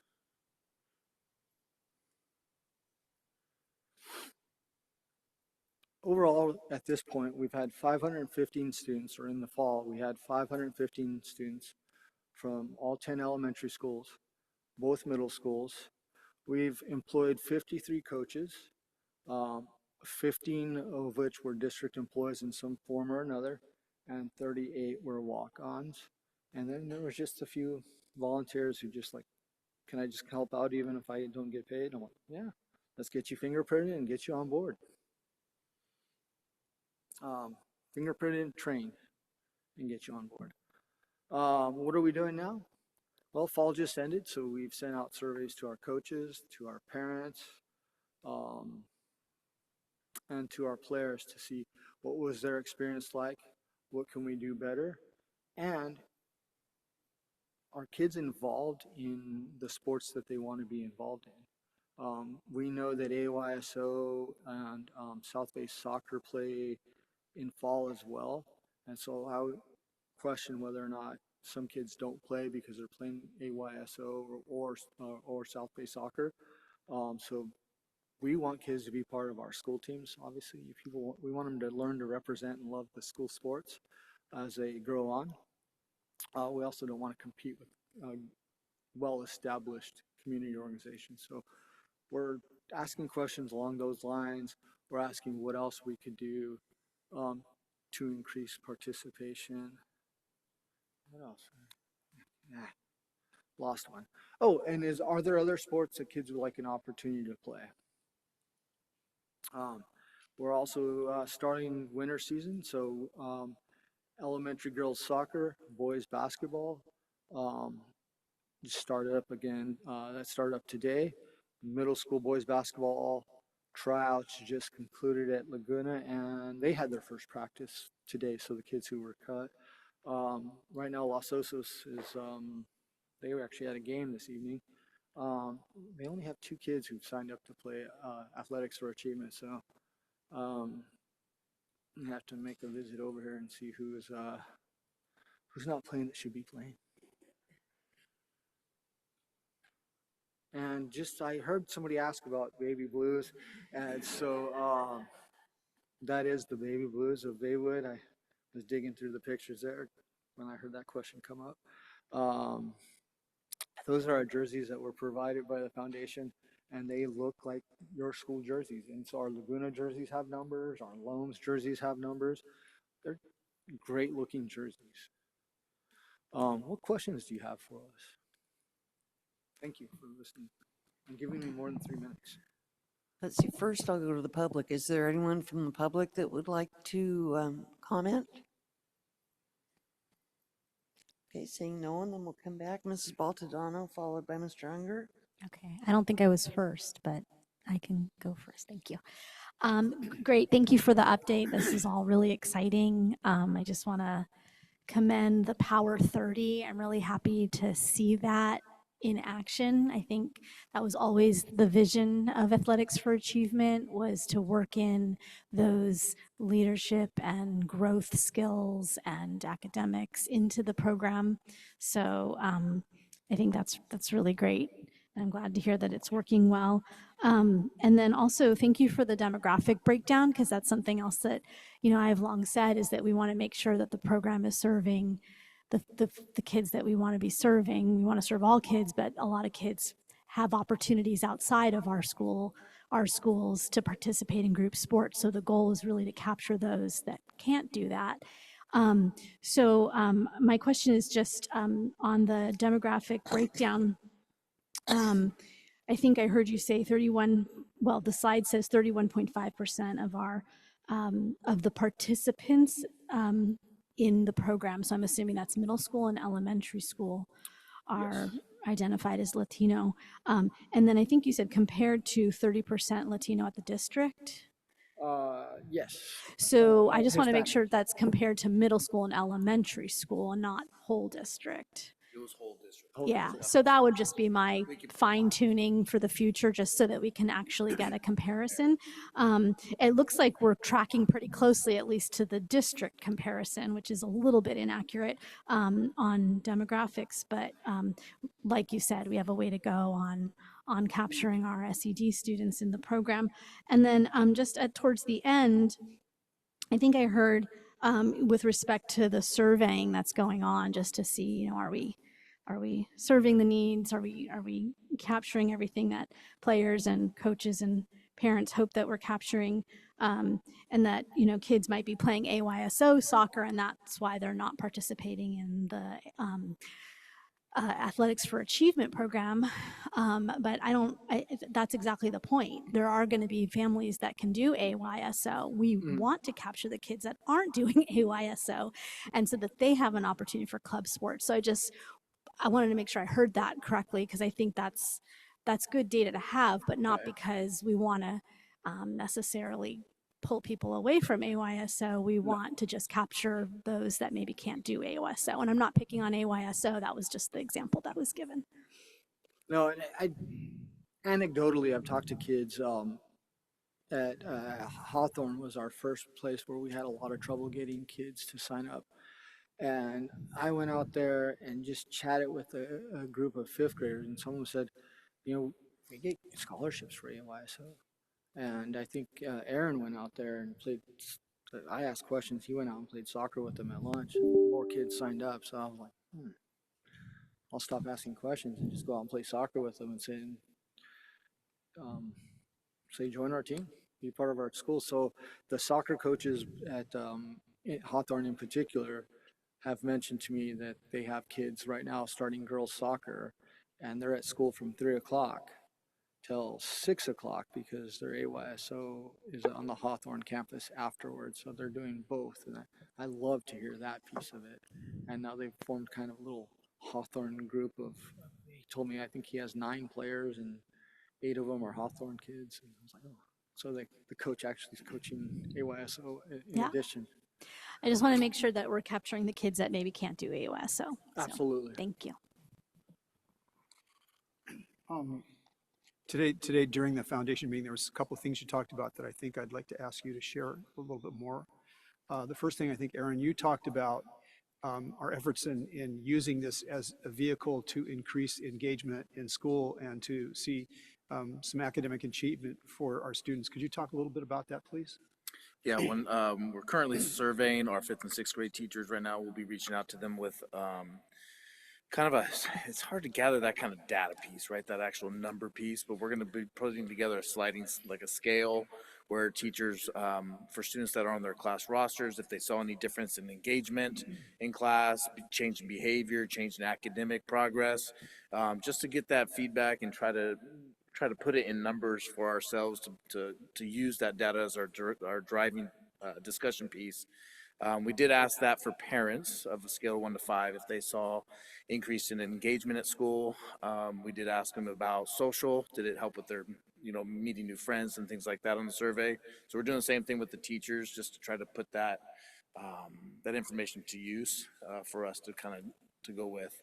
Another side note I wanted to share tonight too, as well as, I know we've been talking about athletics for achievement, but other opportunities that we're engaging in, starting in January, we're looking at working with an engineering club at Cal Poly. They are putting together a curriculum using the Lego Mindstorms robotic systems for all our 5th and 6th graders on Wednesdays. At all 10 school sites that we're going to be branching out. So giving kids in 5th and 6th grade opportunities 4 days a week to stay on campus, to stay engaged, and have other choices and other opportunities. Also with the built-in component like a Power 30, so that they're doing the leadership pieces and the academic piece as well. There is conversations right now with potentially looking at piloting a couple elementary sites on Wednesdays as well to stagger. The robotics piece would be performing arts as well. We don't want to overlap with VAPA at some of the elementary sites that are doing performing arts, but we are looking at kind of branching out with the Cal Poly Club to provide that opportunity as well, and to looking in the future of doing a cycle of trimester-long courses on Wednesdays that coincide with the athletics so kids have more opportunities. And well, on that note, I think you talked a little bit about our relationship with Cal Poly and the Cal Poly coaches and kind of how that dovetails into the Power 30. So could you talk a little bit about that, please? Sure. Dr. Hogobian is one of our parents at Pacheco. She's also our girls soccer coach. She teaches a sports psychology course at Cal Poly, and we worked together last spring through some of our athletics meetings. And she offered to have students as part of their class develop some lessons for us for our Power 30. They're great. They came out really nice. It's an interactive lesson, like they're instructing. There's a pause time that the coach can have them discuss about what they're talking about, what they're learning. I can share them all with you, the 3 videos that we have so far.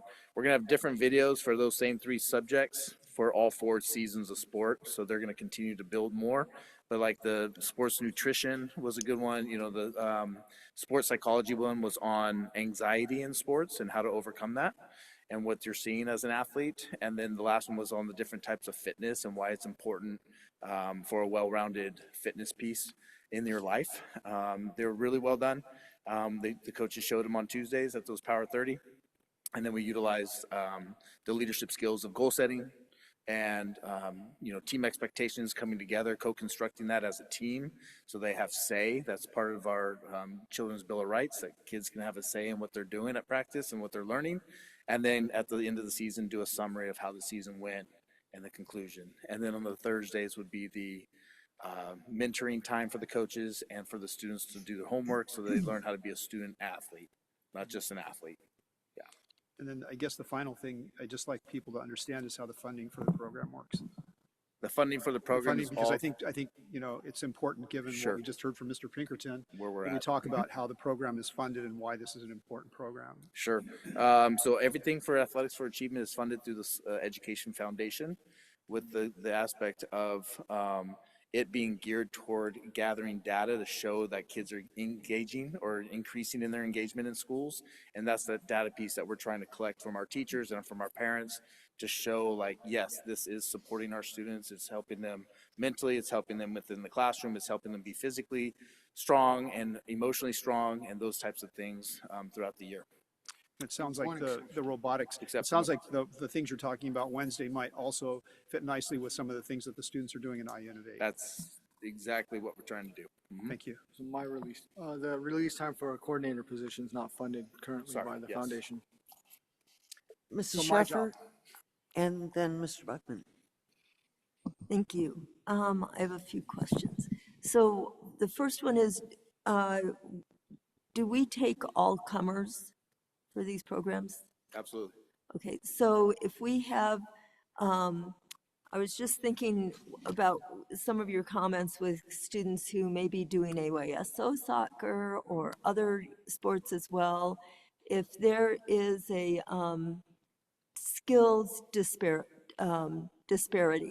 on a team or at a school site, how do you manage that? If there are kids who've been playing AYSO soccer for, you know, since they were 4, and kids whose first exposure is today and they're in 5th grade, how do you manage some of that?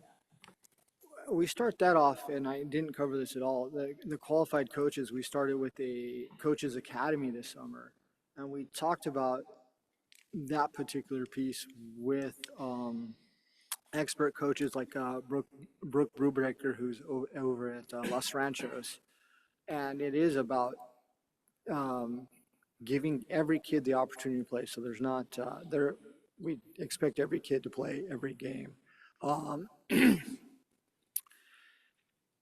The larger schools, we've taken 2 different approaches to see which one's working better.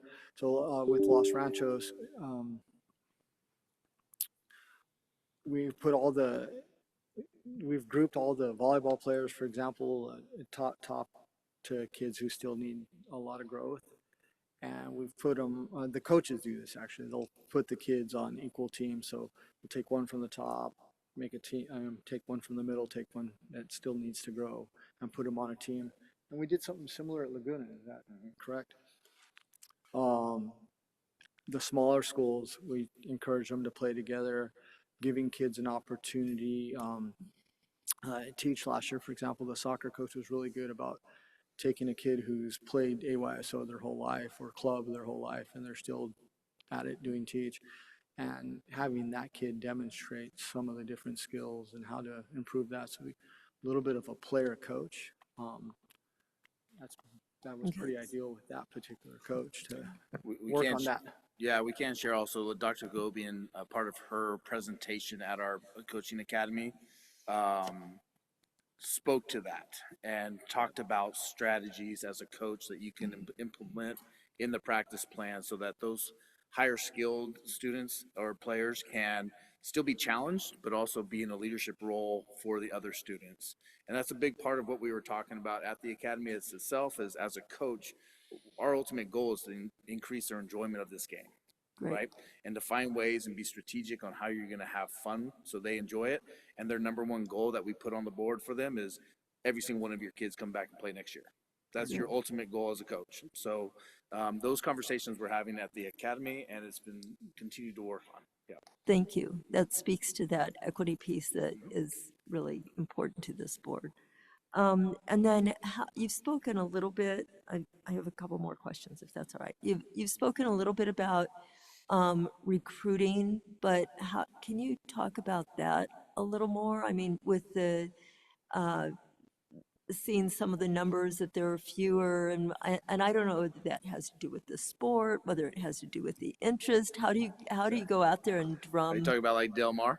Yeah. And okay, so Del Mar has, in the last 3 years, has never had a volleyball team or a boys soccer team, girls volleyball or boys soccer. It's just the interest wasn't there. Right. So I went out for the first 2 weeks and just set up a volleyball net, and I reffed their soccer at lunch. Oh, and so just threw some balls out there, and the girls were playing. We were teaching them some basic skills, and they all wanted to play. So and now they're rolled right into girls soccer already. They have enough, and boys basketball. So the kids are just rolling into the next sport. So they're bought in. So it just took a little time being out there and being intentional and trying to give them some love and say, hey, you guys are great. Let's put a team together. Let's have some fun. And they did it. And then Jim Pond came out and continued that at lunch and helping with the kids at soccer and supporting them and coached their soccer team. And it's just taken off. It just takes a little bit of effort. Yeah. A little bit. And Yeah. I just Even our want Cal Poly students have done that. Yeah, We had Cal a kid Poly at kids Teach come. last year. She's like, hey, I want to continue playing, but there's only 4 girls signed up for soccer. Can I just go at lunch and recruit them? Like, would you please? Absolutely. There she was. And out I there think, recruiting I at just lunch. want to say, I think that's one of the wonderful things about the people we have in place doing this. And Aaron, I observed you do that at C.L. Smith, which was kind of a pilot program for a lot of this. And it's just amazing that, you know, it is kind of, if you build it, they will come kind of thing. And you're out, but it takes the effort, the skill, the passion and dedication to Sometimes you got to do lead that. them through the door, right? Yeah, And just no, take them there. I You got think to, you got to. that's amazing. So instead of Help just them. posting a sign-up sheet, Yeah. you go out there and you do the work. So I also, which is not going to be a surprise to people, I'm really excited to hear about some opportunities other than sports that you're considering and trying to implement. That I think that's really wonderful. It's a way to capture more kids through other doors Yep. and bring them in.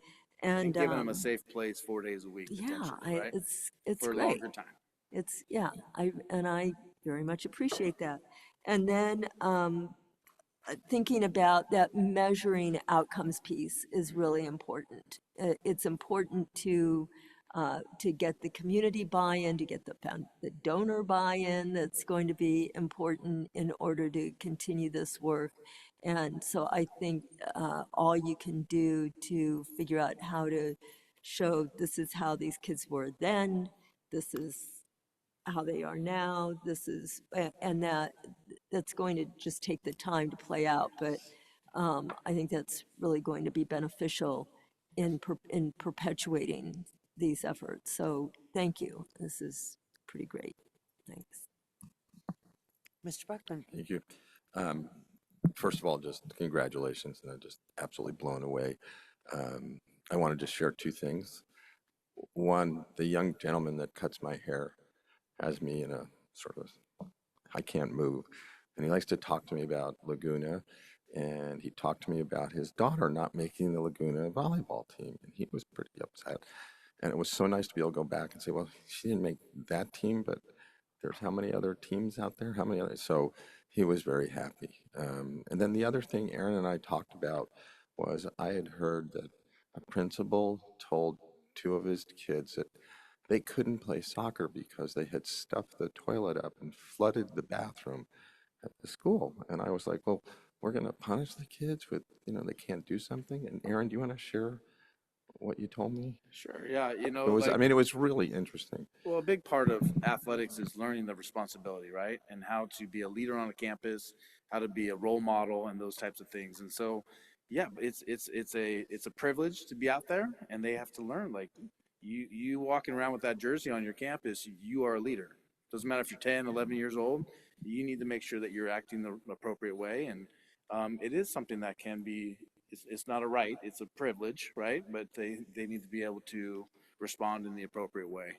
Yeah, and I think partly what you told me is there's so much value in this that the child learns that if there's something you want, you have to take responsibility. You gotta earn it. And you earn it. So I was totally impressed. It's not all this wonderful stuff, but it's got another whole use, and I was really impressed. Thank you, gentlemen. That jersey piece is such a big piece because secondary schools, we're pretty conditioned to knowing that kids are playing a sport by what they wear on game days. And as a teacher who's not involved with the sport, or any event for that matter, I notice who's playing a sport. I'm like, really? Your coach wants you to act like that? Or your team wants you to act like that? That's a conversation our 5th and 6th grade teachers are now having. Hey, you're wearing that jersey. You're representing something bigger. It keeps the climate at the school. It's almost like a discipline, and it's very positive discipline. Mm-hmm. Dr. Prater. And one of the things that that I want to mention that is oftentimes more nuanced and not really understood is the Youth Athletics for Achievement. Yes, it's about the Power 30. It's about the academic and the athletic development and access and opportunities. It is about that. But the bigger reason that I'm super pleased about this is over the years, I've watched kids at the middle school when the year begins. And in San Luis, you have 6 elementaries feeding in to 1 middle school. And years ago, one of the social phenomenons that I saw and our middle school staff had to manage is you had 6 different cultures, 6 different communities feeding into one school. And for the first time in 7th grade, they were trying to acclimate, they were trying to adjust. And I believe that this effort, what it is really doing, both on the city and in the coast, is it's getting kids at younger years, learning how to compete, learning how to engage and make friends with others outside of their school community. And even though we're in a district community. And so what I believe that the byproduct of this, which is super powerful, and someday there'll be a research report done on this, it will actually enhance our desire for tolerance, our desire for empathy, our desire for inclusion, because we've built at a very young age systems that get kids engaging with each other. We're developing coaches that know how to get kids to feel better about themselves and to value and have fun, and also value the importance of study, the value of learning and development and improving themselves. And all of that comes together and weaves together at the middle schools. And we know, and now that we're developing this at the middle level, that's when kids typically disengage because they're not making the team, they're getting cut. And what we're seeing now is more and more kids, especially our girls, are getting involved in positive activity. And I'll tell you, you take that away, we all know what happens. Idle hands and so forth, and a phone can do a lot of damage. And I just love where this is going. And I look forward to actually expanding this, not just with sports, but to all the other domains that kids thrive in, and be able to expand it into the high school years, because I think then our vision will be realized. That our vision of this district is to create students that thrive in our world, that make our world a better place. And we're preparing them to do that, and as early as 4th grade. And I'd like to believe even sooner than that, but we only have so many hands. And lastly, I just want to give a big shout out, obviously to Aaron for all of his engagement and work that he's doing for this, but also to Phil. I engaged Phil last summer, asking him to help with the coordination of the youth athletics for achievement, and he's done a masterful job. I also want to say to him, thank you for stepping in at the athletic director position at the high school while Adam Bash has been out hurt and injured. I don't know how you're finding the hours in the day, Phil, but you've really done an outstanding job, and I just appreciate you. Aaron is such a help, and Christina and Jules, our liaisons, help step in wherever is needed, and kudos to Rollin and Desiree and Chris Monthorn, and have really come in and just really chatted with me and said, hey, what do we need? What can we do? You're doing it. Thank you. Okay, my turn. I appreciate what all of my colleagues have said, and I think it's phenomenal what you're doing.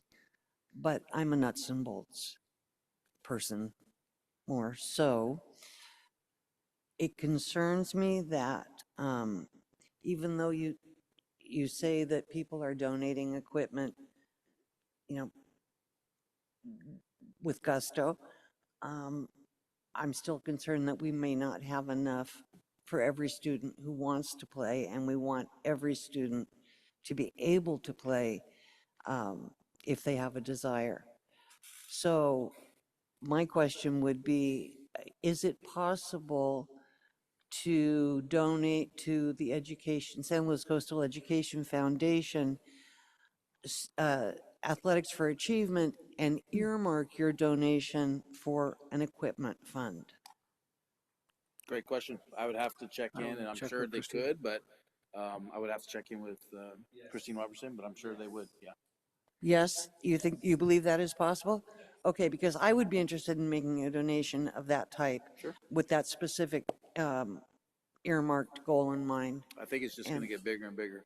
This is our first year putting it out, our first 2 months putting it out. And I couldn't believe how much stuff we got and how much was taken on Friday, how much families needed things. So, yeah, absolutely. And with my kids growing up, I could see that was an impediment to many families. They grow out of shoes and cleats so quickly. I always wondered why we didn't have a cleat closet. I know. So, okay, I just wanted to, make that, I guess it could be considered an appeal for anyone who's interested in donating specifically for equipment for this program, to make a donation to the San Luis Coastal Education Foundation Athletics for Achievement, and I'll call it the Equipment Fund. Cool. Sounds great. Thank you. Thank you. Okay, now my screen, I need to bring it back up. Item 9.03 is a memorandum of understanding with the City of Morro Bay regarding Morro Elementary School site. Yeah, so as the board knows, we've gone through a legal process to put this this former school site up for sale, and so part of that was to offer the property to public agencies. In this case, the City of Morro Bay. Over the past few months, there's been, you kind of hear talk, or in terms of, is the district talking to outside developers and things like that. And so, in speaking with the City of Morro Bay and our conversations, we felt it would be best to bring forward this MOU to just really clarify the fact that the school district is only exclusively working with the City of Morro Bay at the present time. And so this MOU that we're asking you to sign today is basically just clarifying that publicly. So we are asking the board to approve the MOU tonight. We're hopeful that as we move forward and through our negotiations with the city, that we can make this happen, and that this will be a win-win for both the community and the school district when we're done. Okay, thank you. Is there anyone from the public that would like to speak to this memorandum of understanding with the City of Morro Bay? Anyone from the board? Mr. Banfield? I'm just going to approve it. Okay, then I am seeking a motion and a second. I move to approve the MOU. I'll second that. Oh, I'm sorry, you want to do it? Go ahead. Okay. Okay, so I have a motion by Mr. Banfield, a second by Mr. Unger. Mr. Banfield? Yes. Mr. Unger? Yes. Mrs. Baltadano? Yes. Mr. Buckman? Mrs. Sheffer is away from the board table, but she is indicating she is also a yes, and I am a yes, so that passes 6-0 with one absent. Appreciate it. We'll move this next forward to the City Council. Thank you. Thank you. And then don't sit down. Oh, wait, it's not you. It would be Dr. Puccia. That's yes. 9.04 is approval of a memorandum of understanding with the San Luis Coastal Teachers Association. Dr. Puccia. Yes, good evening, board. We are seeking your consideration of potential approval for an MOU with SLCTA. And what this MOU does is creates a year carve out for the addition of 50 minutes of preparation time weekly for our K-1 combo teachers. Currently, our K teachers get 100 minutes a week and our 1 teachers get 150. So we deferred to the higher amount, which is the 150 minutes, and this MOU spells that out. So that's what we're seeking your approval this evening. Thank you. Is there anyone from the public who would like to speak to this memorandum of understanding? Mr. Angel, are you wearing a different hat? Put on my union hat. So 3 minutes right now. Yeah, I urge you guys to provide some equity for our 1 through 3 teachers, and this is a step with the K1 combo. So getting our combination teachers are really feeling it this year, and there are a lot more combo classes. So whatever we can do to support those teachers now and then moving forward is really important. Thank you. Thank you. Is there anyone from the board that would like to comment? Okay. Mr. Banfield? Well, I just thought it was kind of clever how they figured it out to have the first grade, I think that's how they do it, on a Friday afternoon. First grade teacher covers the kids so that the kindergarten instructor can have that prep time. Thought that was pretty good. We work collaboratively with the teachers, the principals, and the SLCTA leadership to come up with that plan. Okay. Well, then I am seeking a motion in a second. I'll move to adopt the MOU between the San Luis Coastal Unified School District and SLCTA regarding meeting the 50-minute shortfall. I move to second that. Okay, I have a motion by Mrs. Baltodano and a second by Mr. Banfield. Mrs. Baltodano? Yes. Mr. Banfield? Yes. Mrs. Sheffer? Yes. Mr. Buckman? Yes. Mr. Unger? Yes. Mr. Unger is away from the table but indicating yes, and I'm a yes. That passes 6-0 with 1 absent. Okay, item 9.05 is another memorandum of understanding with the San Luis Coastal Teachers Association. Dr. Yes. Buccia. So again, we're seeking your consideration and approval for an MOU, a memorandum of understanding between SLCTA and the district to increase the board, the union president's union time by 1 period, which is ultimately reimbursed by to the district by SLCTA through a grant by CTA. Okay, thank you. Is there anyone who would like to speak to this from the public? Anyone from the board? Okay, Mrs. Sheffer? If there is no other board discussion, I would like to make a motion to approve 9.05. I'll second it. Okay, so I have a motion from Mrs. Sheffer, a second from Mr. Banfield. Mrs. Sheffer? Mr. Banfield? Yes. Mrs. Baltodano? Yes. And Mr. Unger? Yes. And I'm a yes. That passes 6-0. Okay, now we have several board policies. Item 9.06, proposed revisions to board policy 4033, lactation accommodation. This is the first reading. Good evening, Board. This policy has been updated to reflect the new federal regulation 33474, which requires districts to provide reasonable break time for employees that are lactating and expressing breast milk, etc.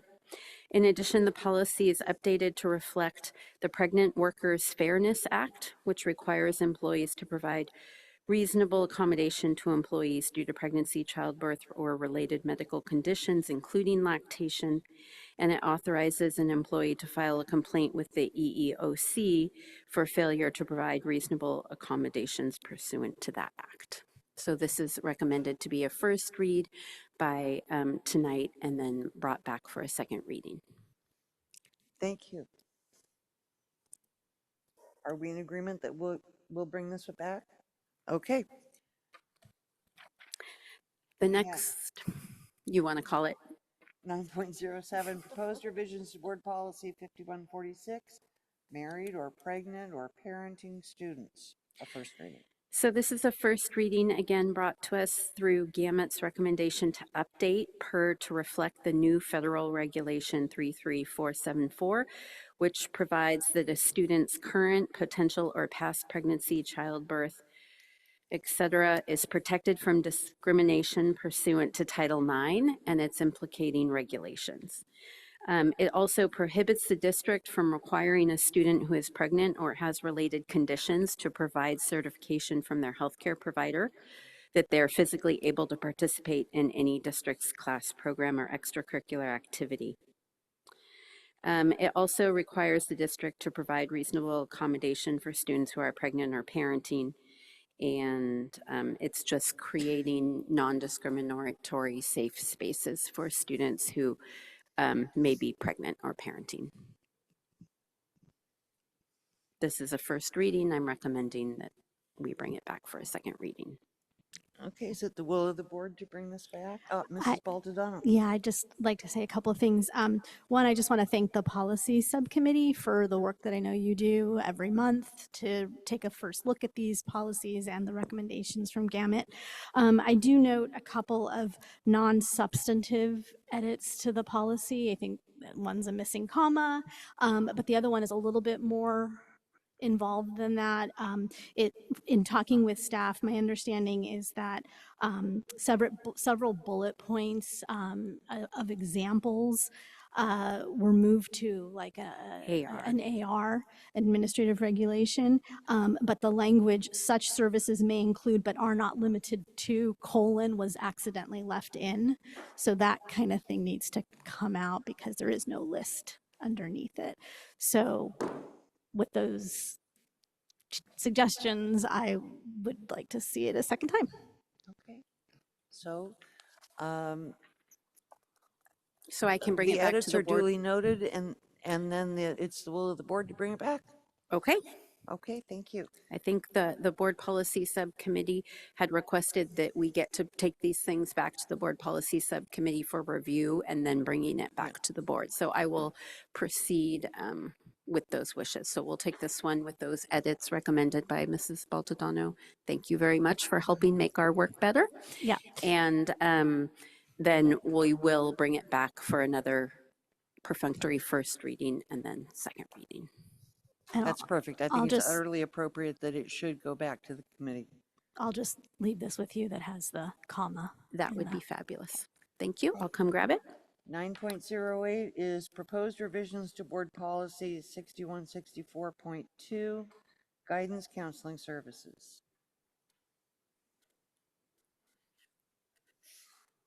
All right. This policy again is brought to us recommended by Gamet to be updated to reflect the new law AB 278 from 2023. I'm sorry, this is to reflect the new law Senate Bill 2023. It provides flexibility for pupil personnel service holders. Those are PPS. Our counselors earn that credential.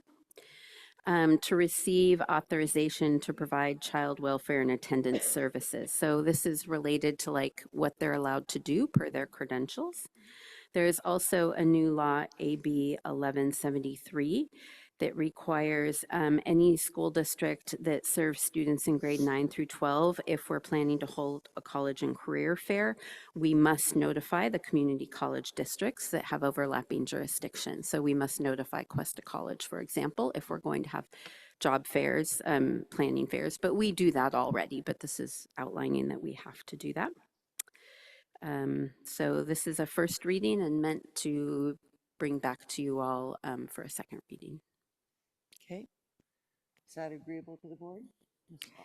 Yeah, and I'll just note that I have several suggestions on this one as well that I can just provide and the policy committee can review. Some of them are clarifying language that, Gamet provided, but one additional word would just make the sentence more clear. And then some of it is a little bit more involved than that. So I'll If you give me the recommendations, do you want I to do might that have on the? to do it in a way that you can read. So Sounds good. I'll make sure you. And get then them. we'll bring that one back to the board policies subcommittee then. Okay. I think the board's in agreement on that, so thank you very much. You're welcome. Next, we have the action consent agenda. Please let me know if you would like anything pulled. 10.01, approval of proposed revisions to board policy 4030. Poll, please. That was Erica.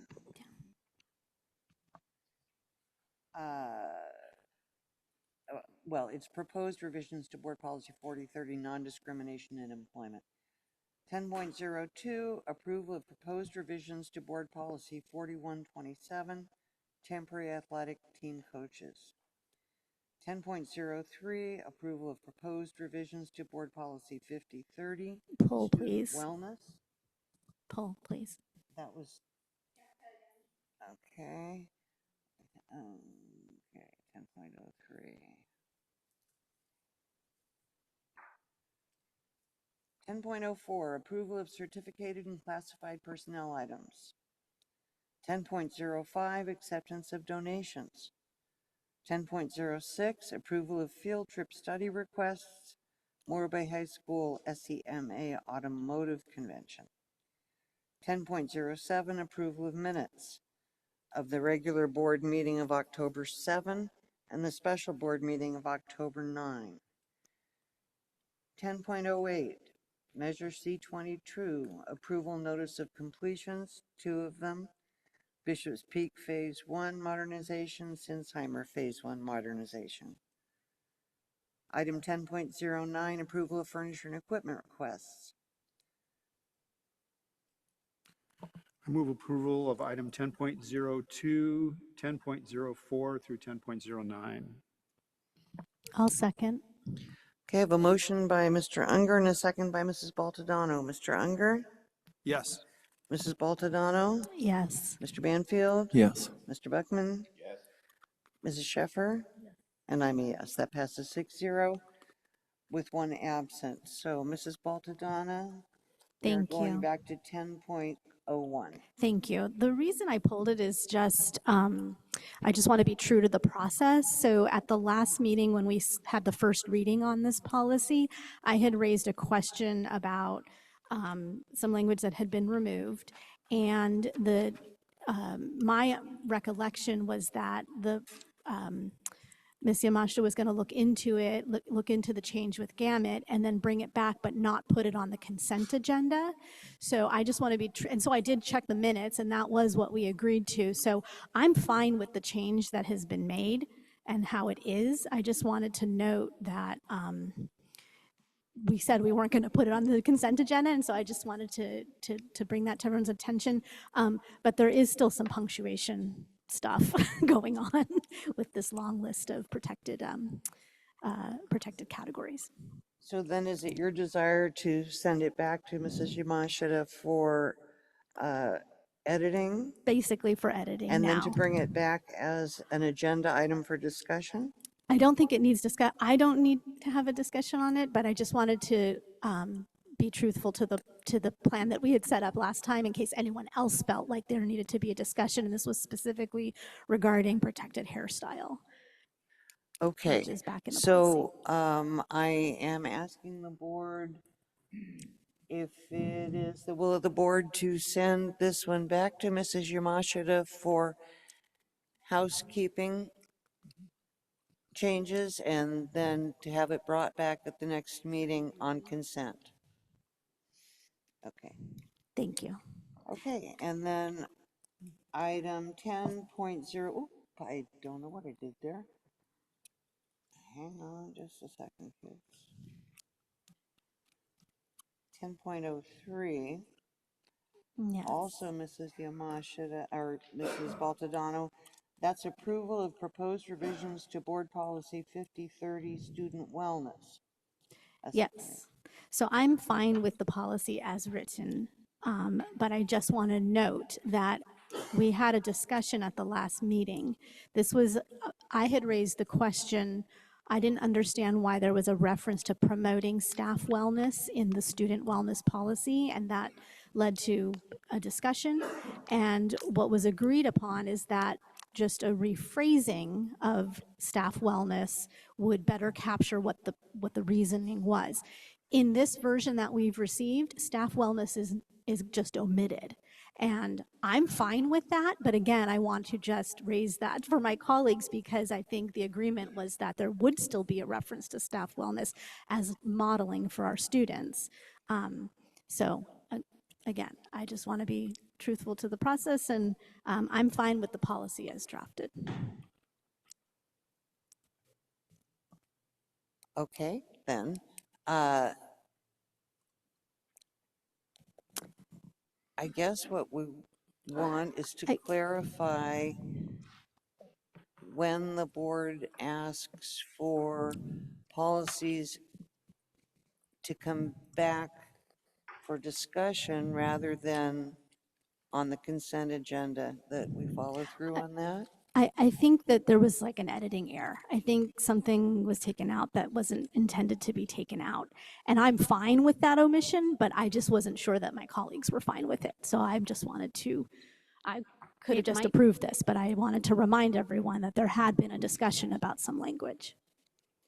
Okay. It might be best if someone would like to make a motion to accept it in its current form, or someone could make a motion to not accept it in its current form, and then a vote could be taken, and then we can go from there. Okay, and then my comment would be that I think, Mrs. Baldonado, if you have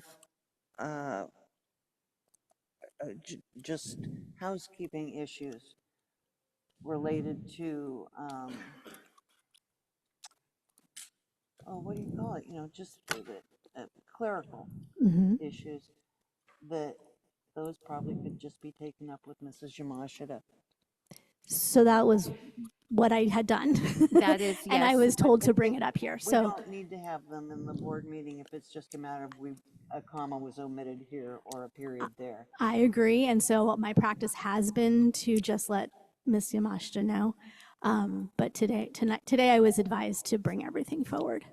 So maybe we need to flesh out that process. But I am happy to make a motion to approve item 10.03 as edited, as presented tonight. Okay, and then do I have a second? Okay, so I have a motion by Mrs. Baldonado and a second by Mrs. Sheffer. Mrs. Baldonado? Yes. Mrs. Sheffer? Yes. Mr. Unger? Yes. Mr. Banfield? Yes. Mr. Buckman? Yes. And I'm a yes. So that passes 6-0 with one absent. That completes the consent agenda.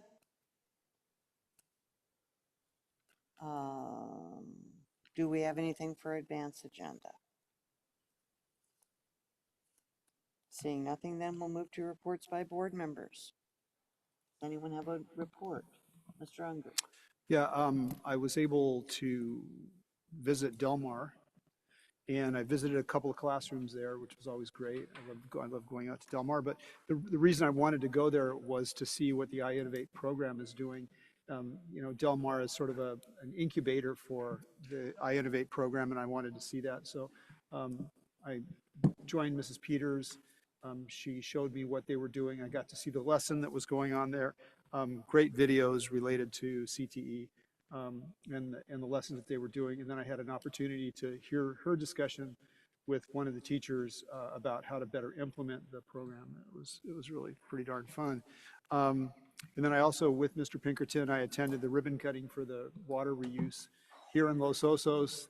We're now doing it's not recycled water, it's treated, what? Tertiary water, tertiary treated water here at Los Osos Middle School and at Monarch Grove. And so there was a small ceremony at the Red Barn a couple of days ago, and I was able to go to that. Mr. Gibson was there, our county supervisor, folks from the CSD were there, as well as people from the 3 different water districts. So it was pretty exciting. I think Steve was there, right? Rick Simpson was there. Rick has like spearheaded the project, this long. How long did it take? How many years did it take, Ryan, to get this to happen? Unfortunately, like 9 years. Yeah, but we finally got it done. We finally got it done, and it's pretty exciting that we're able to do that here in Los Osos. Thank you. Mr. Buckman. Thanks. I'm going to go through these really fast, and I'm going to end with a report, as did Chris, because I think it was wonderful. I was able to attend the awards dinner, and it came to me that public education is the first responder of democracy. I don't know, I thought that was cute.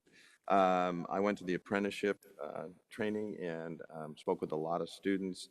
They were learning that this was an option and a good option to going to a four-year school. The apprenticeship program is a five-year program, but the cool thing is, as you're learning a trade, you actually get paid an hourly rate, you get benefits, so it's a great way, and you end up with a high-paying job. So it's a great alternative. I went to the Hawthorne PTA. I went to the ELAC meeting. I want to thank Dan Neff for doing the presentation on LCAP. He did a great job. It was wonderful. I talked at the apprenticeship social afterwards. I got to talk to State Superintendent of Schools, Tony Thurmond, who's running for governor, and talked to him about TK. But I did leave with his personal cell phone number, so I think Eric and I may be taking advantage of that. LCAP meeting, and then board member Erica Baltonato and I attended a meeting with PG&E, and I had done some research, and he was not impressed with it, but I was, with some of these numbers. So I'm going to just share some of these. In 2024, PG&E's profits reached a record high of $2.48 billion, which was 240 million of that was an increase over the prior year. Just as an aside, the president makes $17 million a year. So as we look at this, not being able to pay us, I find that our unitary tax, I find that very strange. But also, the lobbyists for PG&E spends $10 million a year on lobbyists and claims that they have no impact on what's going on. They say that they always support the local workforce. They will be taking a number of electricians, a lot of electricians out of the PG&E plant, not replacing them, and I think that that's going to that's not showing support for our local folks. So I was disappointed in our discussion. Thank you, Mr. Buckman. If there's nothing else, then we are adjourned.